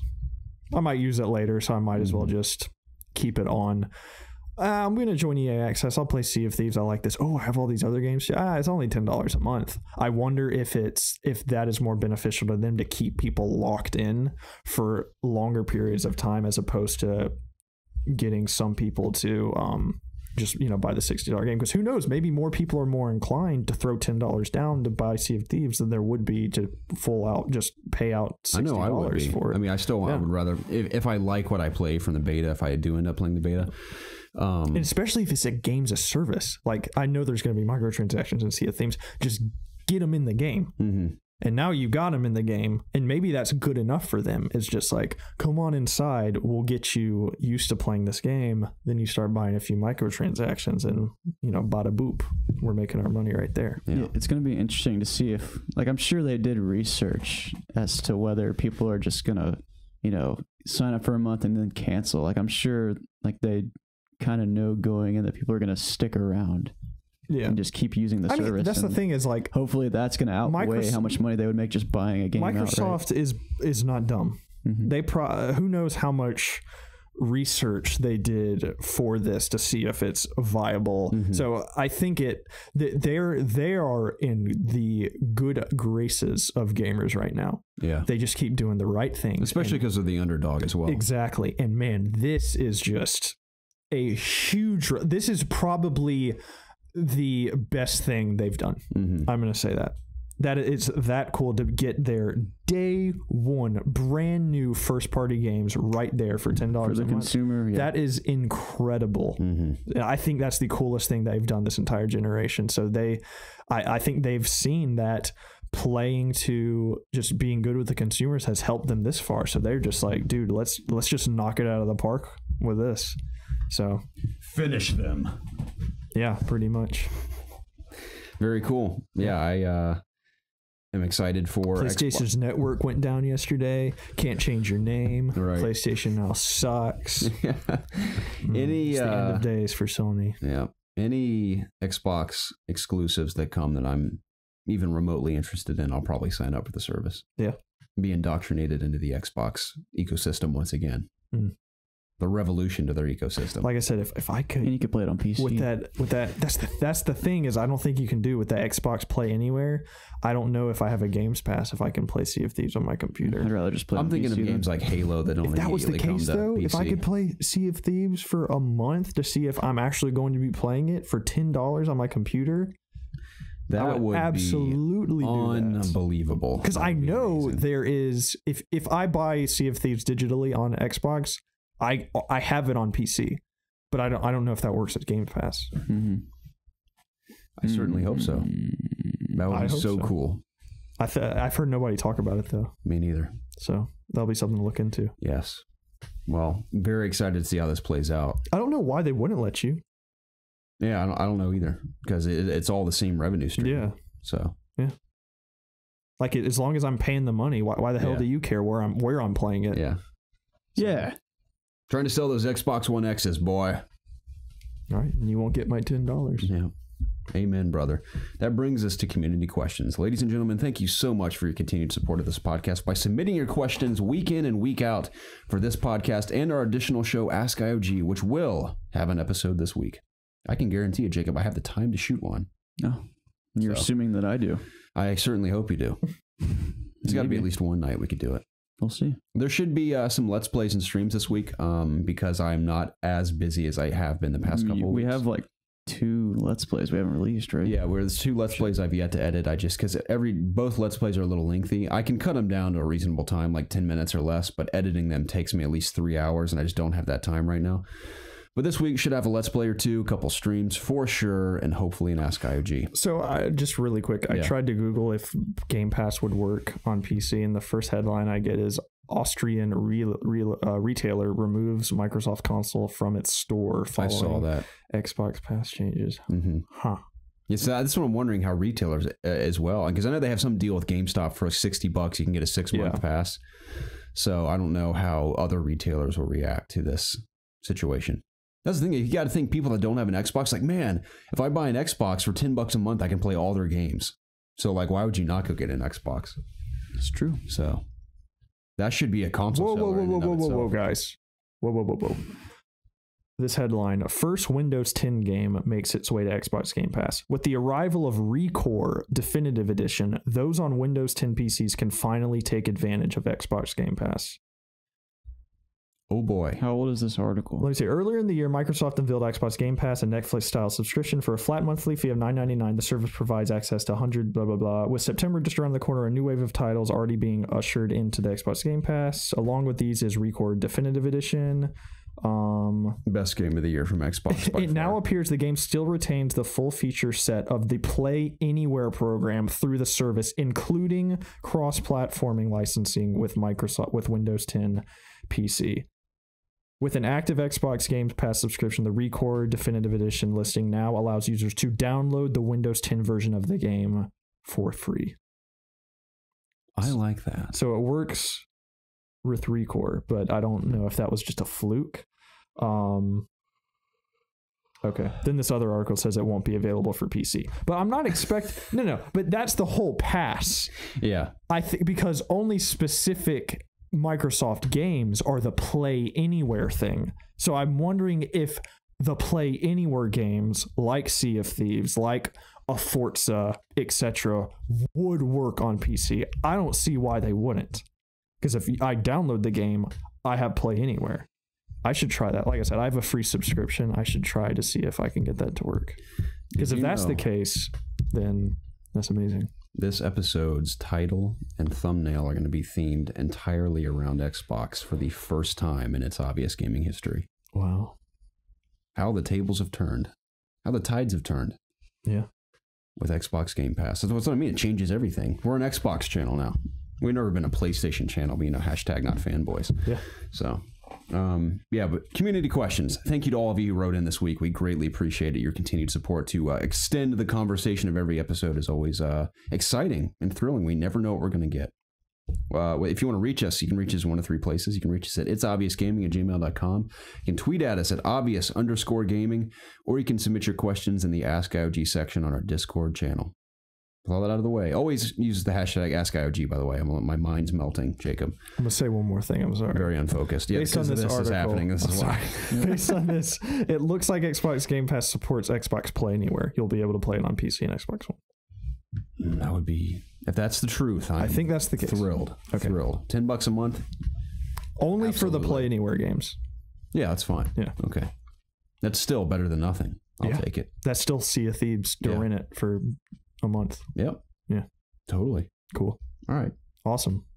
First one comes from Sean Shabazz. Preston, you and I will specifically be excited about this one. Sean says, me and my boys have recently gotten back into Rainbow Six Siege around the same time as you and Preston, and I got to thinking, I was wondering if you could design your own operator, what would their aesthetic be and what special ability would they have?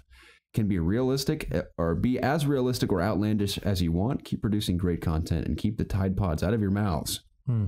I'll try. I have Tide Pods for breakfast every morning. Very nutritious. And very clean on the inside as well. So if you can design your own operator, Preston, choose offense or defense and tell me what they look like and what their abilities are. I want a sniper rifle that can see through walls. You're one of those guys, huh? Yeah. All right. But there would have to be a way to that seems like it would break the entire game. It's so overpowered, I know. It would break the entire game. There needs to be like maybe you can set up a device on a wall and then see through it. It's like the Black Mirror, but for attackers. Maybe that could work. That'd be sort of interesting. Maybe. It's an ability that's basically Mira, but opposite, where you can see into where people are hiding. Yeah. But you can't shoot through it. Yeah, it's not like you can't bust it and shoot. You can see. It's just truly like a hole to look through and be like, okay, there's some dudes in there. We can attack this way. I don't know. That seems so overpowered for an attacker. I don't know. That's going to be the hardest thing, is seeking something cool that's not overpowered. That's what's impressive about Siege, that for the most part, it's very balanced. Yeah. So, I don't know what I'd want. That's the problem, because I enjoy all the operators we have. I would... I like defenders a lot. I also like attacking too, but defenders, dude, I don't know. So there's so many attackers and defenders that do so many different things. It seems like they've covered everything. That's what I'm thinking. Like I don't even know what all the new operators coming into. I'm like, what the hell are they even going to do? Let's think about this. What's something that you and I experience on a consistent basis where we always have a problem dealing with? Not like it annoys us. It's just like, oh, that always gets us all the time. I get shot in the back a lot. Yeah. So maybe you could have just like a shield on your back. A mirror up in your helmet so you can see behind you. Maybe there's something like that where if somebody is close to you, you can get alerted. Yeah, like a sensor that goes off or something. Yeah. I think that'd be But then it would give away your position, unless only your character has like an earpiece that can just like a little like rumble or just something, an indicator. Not even telling you the direction, but if there's somebody like on the other there's side someone of the wall, within, let's say really close, like 10 feet. Yeah, it had to be for it to be. Doesn't tell you where they're at. It's just gonna like be on alert because someone's right near you. Granted, again, the sound design is so good, you almost always hear someone. What if there's something with like enhanced hearing? Like even you can hear even further out. Yeah, you could put like one of those stethoscope against the wall and hear into it. And if somebody makes a noise, you'll see like little footprints or something. Okay, here's one. Like Joel and his instincts in The Last of Us, something like that. I like that idea, but what if when you use this device, it's very brief? I'm talking like 5 seconds max, but it's so effective to where it drowns out the sounds of everyone in your team, and only thing you can hear is the enemy team temporarily. Now, realistically, that makes no sense because how would that be possible? But I have one hack in this might not be useful for some matches because, like, for us, it would be pointless against us. But if you could somehow hack into the comm system of the enemy team and listen to them talking for a little bit, like on their mics, yeah, that'd be kind of cool. Yeah, I know that was in like Call of Duty 4. Granted, half the time you just hear people making jokes the entire time. It's like, you hacking, do you know the way? Yeah, exactly. Like... Me and Big Milk talking last night. So, but no, that's all I have. Jacob, what about I was going to ask you to create an operator, Jacob. You never played the game? I would want a character that's dressed as a pirate. You can actually dress as a pirate in the game. I'm not kidding. Never mind. Blackbeard. He dresses like a pirate. Well, I'd want him to be able to blow walls down with a cannon. You can blow walls down in the game. With a cannonball gun. A cannonball gun. Yes. You would get 3 cannonballs. That's all he has. That sounds exactly like how operators function. Their abilities typically have 3 uses. What if you kind of have a rail gun that you can't see anybody, but you could like literally shoot through the entirety of a house, like straight through? About, dude. Changes the game. Insane. Man. No, I have no idea. Did y'all ever get the cannonball cannon in Fallout 4? Yeah. Yeah, that was great. I really want to play that on PC a bit. What do I have to do? I have to do the Sea of Thieves thing. Can you get me into that beta, Garrett? Maybe. I would play with you. COG has like 95 codes, so maybe. Give me a code, man. I retweeted. I don't have that kind of power. I retweeted their tweet and didn't win. Yeah, I retweeted it too. Like 5 people got in, and I still didn't win. Yeah, we'll see. Okay. I want to think of one more funny thing as a operator. Maybe he's someone who uses melee weapons only, but as like throwing. That'd be interesting. Throws knives or like hatchets or something. I don't know what the point of that being. Someone blow you in half with a shotgun or like a rifle from across the map, but blow you with a shotgun like a rifle across the map. No, blow you in half with a shotgun or like a rifle. Okay. But when maybe the gimmick is that he's very fast, like runs around like a lunatic the entire time. But it would also be so annoying if someone just goes blazing in with hatchets and everyone's like shit, trying to shoot him. He's like hacking everyone to death. It's like Connor from Assassin's Creed. Yeah, kind of like the Caveira on offense, where he's very fast with melee weapons. But then again, why wouldn't you just give him a pistol and just be fast on offense? I don't know. Yeah, I don't know. I love the game in its current state. And I can't wait for the year 3 operators. So same here. It's hard for me to think of anything, but I really like Jacob's cannonball gun idea. Blackbeard. Pirates make everything better. Yeah, fact. Okay. I'm excited to. We're gonna at least dabble in Sea of Thieves, aren't we? When it comes out, if we don't play the beta, because I think we would have so much fun on a pirate ship, even if it's like for a day. That'd be really fun. Sing some shanties. Josh Schreiber says, "Hey guys, hope you all had a fantastic week. This week I had to ask the obvious, who is your favorite character to use in DB Fighters? Mine is my all-time favorite, Super Saiyan 2 Teen Gohan. Flawless balance of raw attack power, combo linking speed, and energy reserve. I'd say his only flaw is his lack of melee range due to his short limbs." I like his ultimate finisher, where he, if you hold down R1 when you're doing it, you like unleash it one time, and then if you continue holding it, I think you take more of your super stamina, I think, and then Goku joins in and does like the father-son Kamehameha. So if you choose, I think if Gohan's on your team too, he also joins in. So like when you choose Gohan, do you have to power up to become Super Saiyan? No. So you just start. You start Saiyan. Okay. I mean, go. There's only Gohan. No, there's another one. What's his name? Goten? Yeah, Goten. He's not in the game. Well, technically he is, because Gotenks is in the game. Yeah, Gotenks is what I mean. Yeah, which is Trunks and I was listening to a podcast and someone said that you can get all 3 of them on one blast. Oh, that's cool. So I don't know personally. How do you balance these higher level characters. I don't know if they're higher level, quote unquote, but like, let's say, what's the difference between normal Gohan and Super Saiyan 2 Gohan? Is he just have different attack powers? There is no normal Gohan. So it's just Super Saiyan 2 Gohan. If you want to play Goku, you are Super Saiyan Goku. Right. But I know I've seen versions where people power up to Super Saiyan 3 and stuff. You can go Super Saiyan 3 and your ultimate attack, which is down left R1, I believe. You briefly turn into Super Saiyan 3 and you unleash a Kamehameha that like blows half the world in half. And yeah, I died like that in the beta. Oh, gotcha. Then you go right back to Super Saiyan 1 right after. Okay. Yeah. That's kind of cool. Yeah. So is it similar for Super Saiyan God as well? Or do you just start as Super Saiyan God? You can unlock Super Saiyan God, Super Saiyan. Right, yeah. I unlocked him because I pre-ordered it, but I think he's just a separate character. Such ridiculous. He's just a character you play as. I'm not really sure what his. I don't know if his attacks are different, if he's a completely different character, or if he's just a skin. I'm not sure yet. So, but yeah, cool. Teen Gohan is always in Super Saiyan 2, whereas adult Gohan is just in his a dweeb ultimate Gohan form or whatever it's called. Yeah, it should be the Great Saiyaman Ultimate. Man, but my favorite character so far to play is Goku Black. I think he's really cool. And like his black outfit. Apparently, he's like getting introduced in the show right now. I think he's over. His arc's over. He's one of the villains in Super. Is he one with the pink hair? Yeah. Okay. He's Super Saiyan Rose. What the hell is that? His hair is pink. Yeah. But his name is Goku Black. Is it a different character? Who is this guy? He's like a villain. He's not Goku. Is it in Super? Yeah. Okay. He's one of the villains in Super. I don't know the story. I just know he's one of the villains in an arc of Dragon Ball Super. He looks like Goku. Super. Yeah. But he has black hair, but when he goes Super Saiyan, he has pink hair.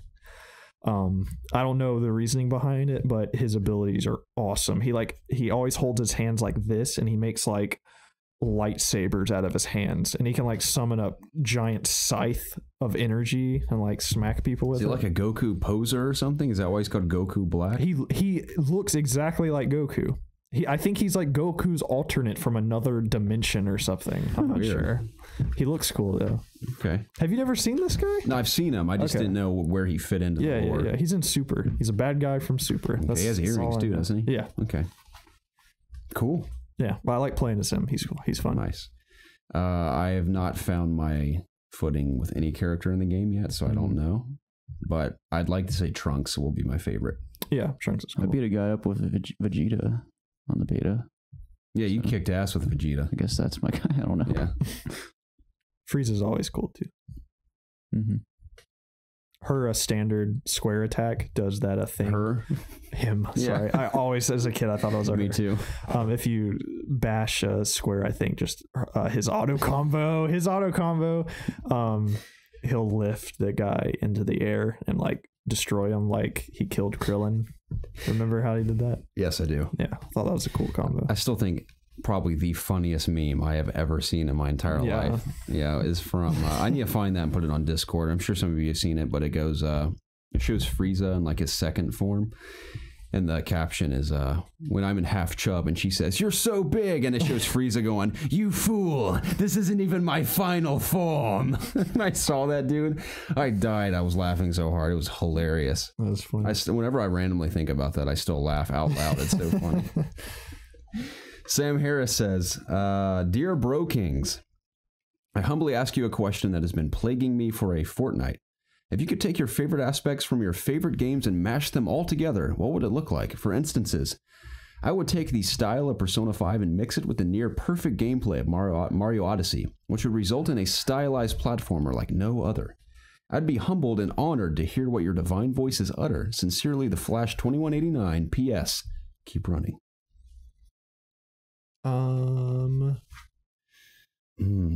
I would take I don't know. I don't know what kind of game I'd want to play because I like so many different kinds of games. I mean, I like RPGs. I'm thinking RPG. So I would take something from Fallout. I would take. I don't know. It's hard.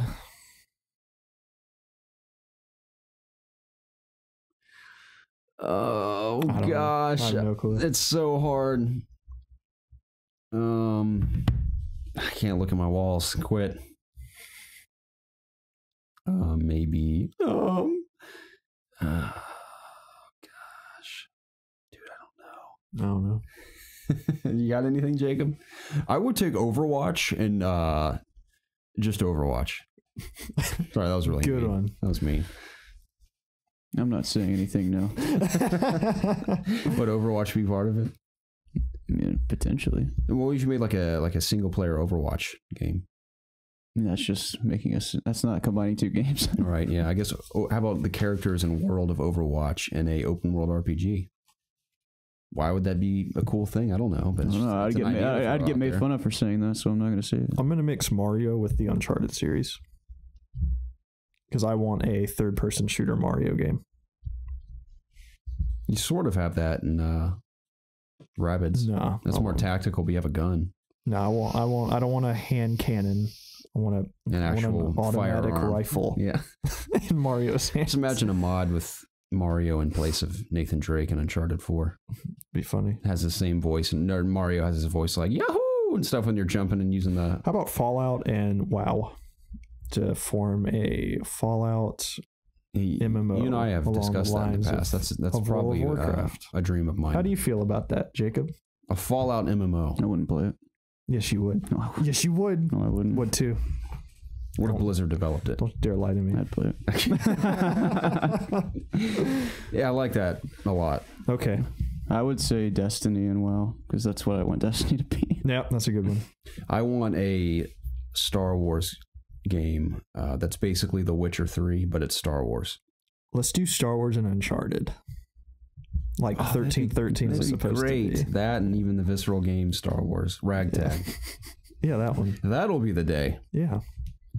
Guys, it's fine. We're getting a Respawn's game.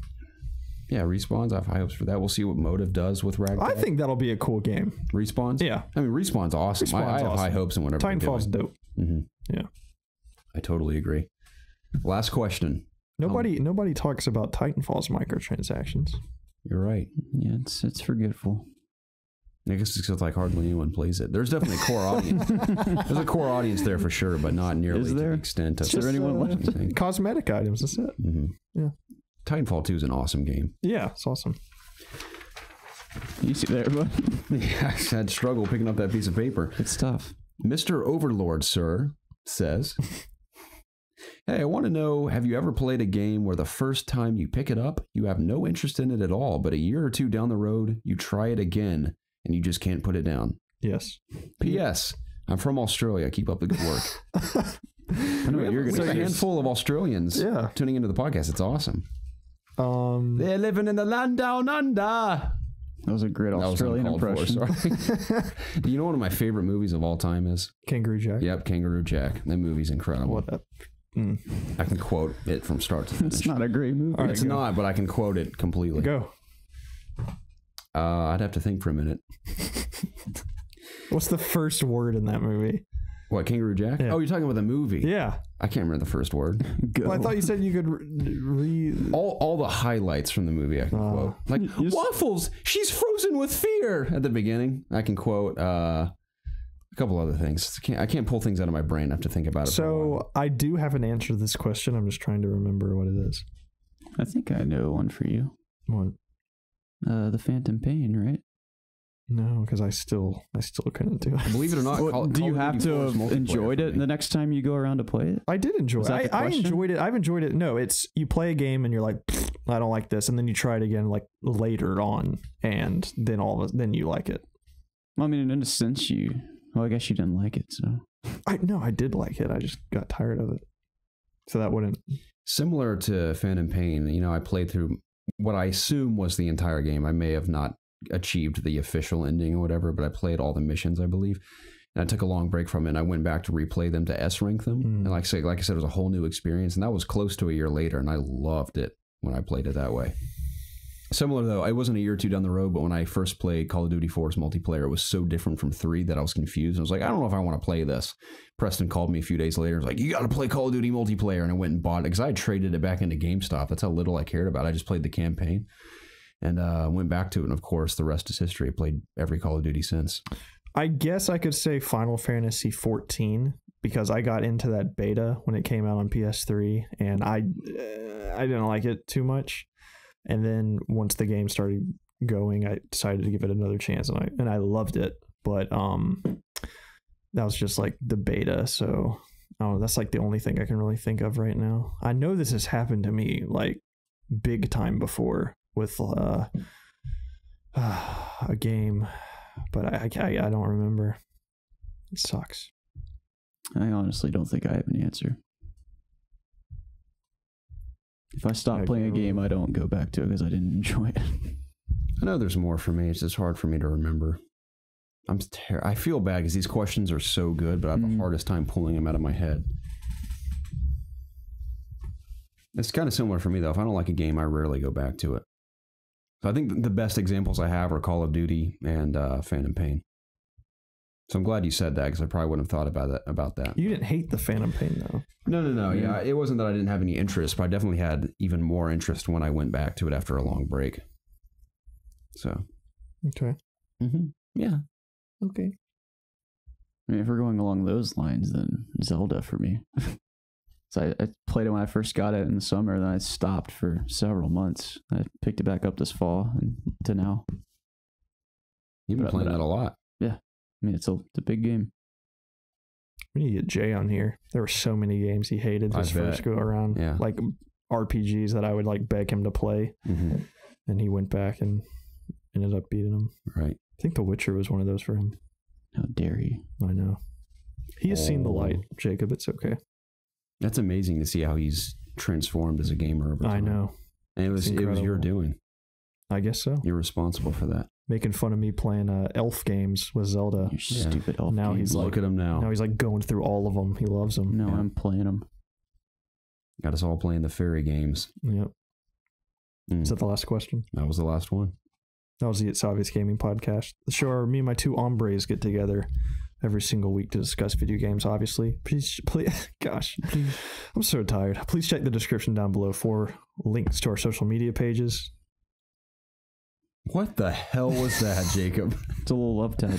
Our PlayStation community, our Xbox. Now that the Xbox Pass is here, go check us out on our Xbox Club. Check us out on the Game Pass. Our Xbox Club may start to thrive now. Yeah, that's what we needed. The pass to get that boosted. Man, if you're on that Xbox Club and you tune in this podcast, please contact us because I'd love to hear from you. Yeah. Because every time I get on Xbox, which is maybe twice a year, I think there's like 60 people in the club. I'm on Xbox. Is there really? I'm on Xbox all the time. My Xbox is turned on probably like. Are you in the club? 99% of the day. Yeah. Are you in the club? I'm in the club. Yeah. My wife. Secret club. That's our YouTube TV /Netflix machine. That's what it's good for. It's always on. But man, with this, if this Sea of Thieves works on my computer, I'm going to be a big Xbox Pass member. Likewise. Yeah. But check us out at youtube.com/ItsObviousGaming. Please subscribe. Check us out at Apple Podcasts now and leave us a review and subscribe to us there. Dude, I've been using that app a ton these past 2 weeks. And I'm subscribing to everybody.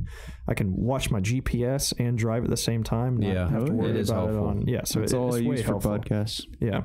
So if you haven't used the Apple Podcast app, it is very handy.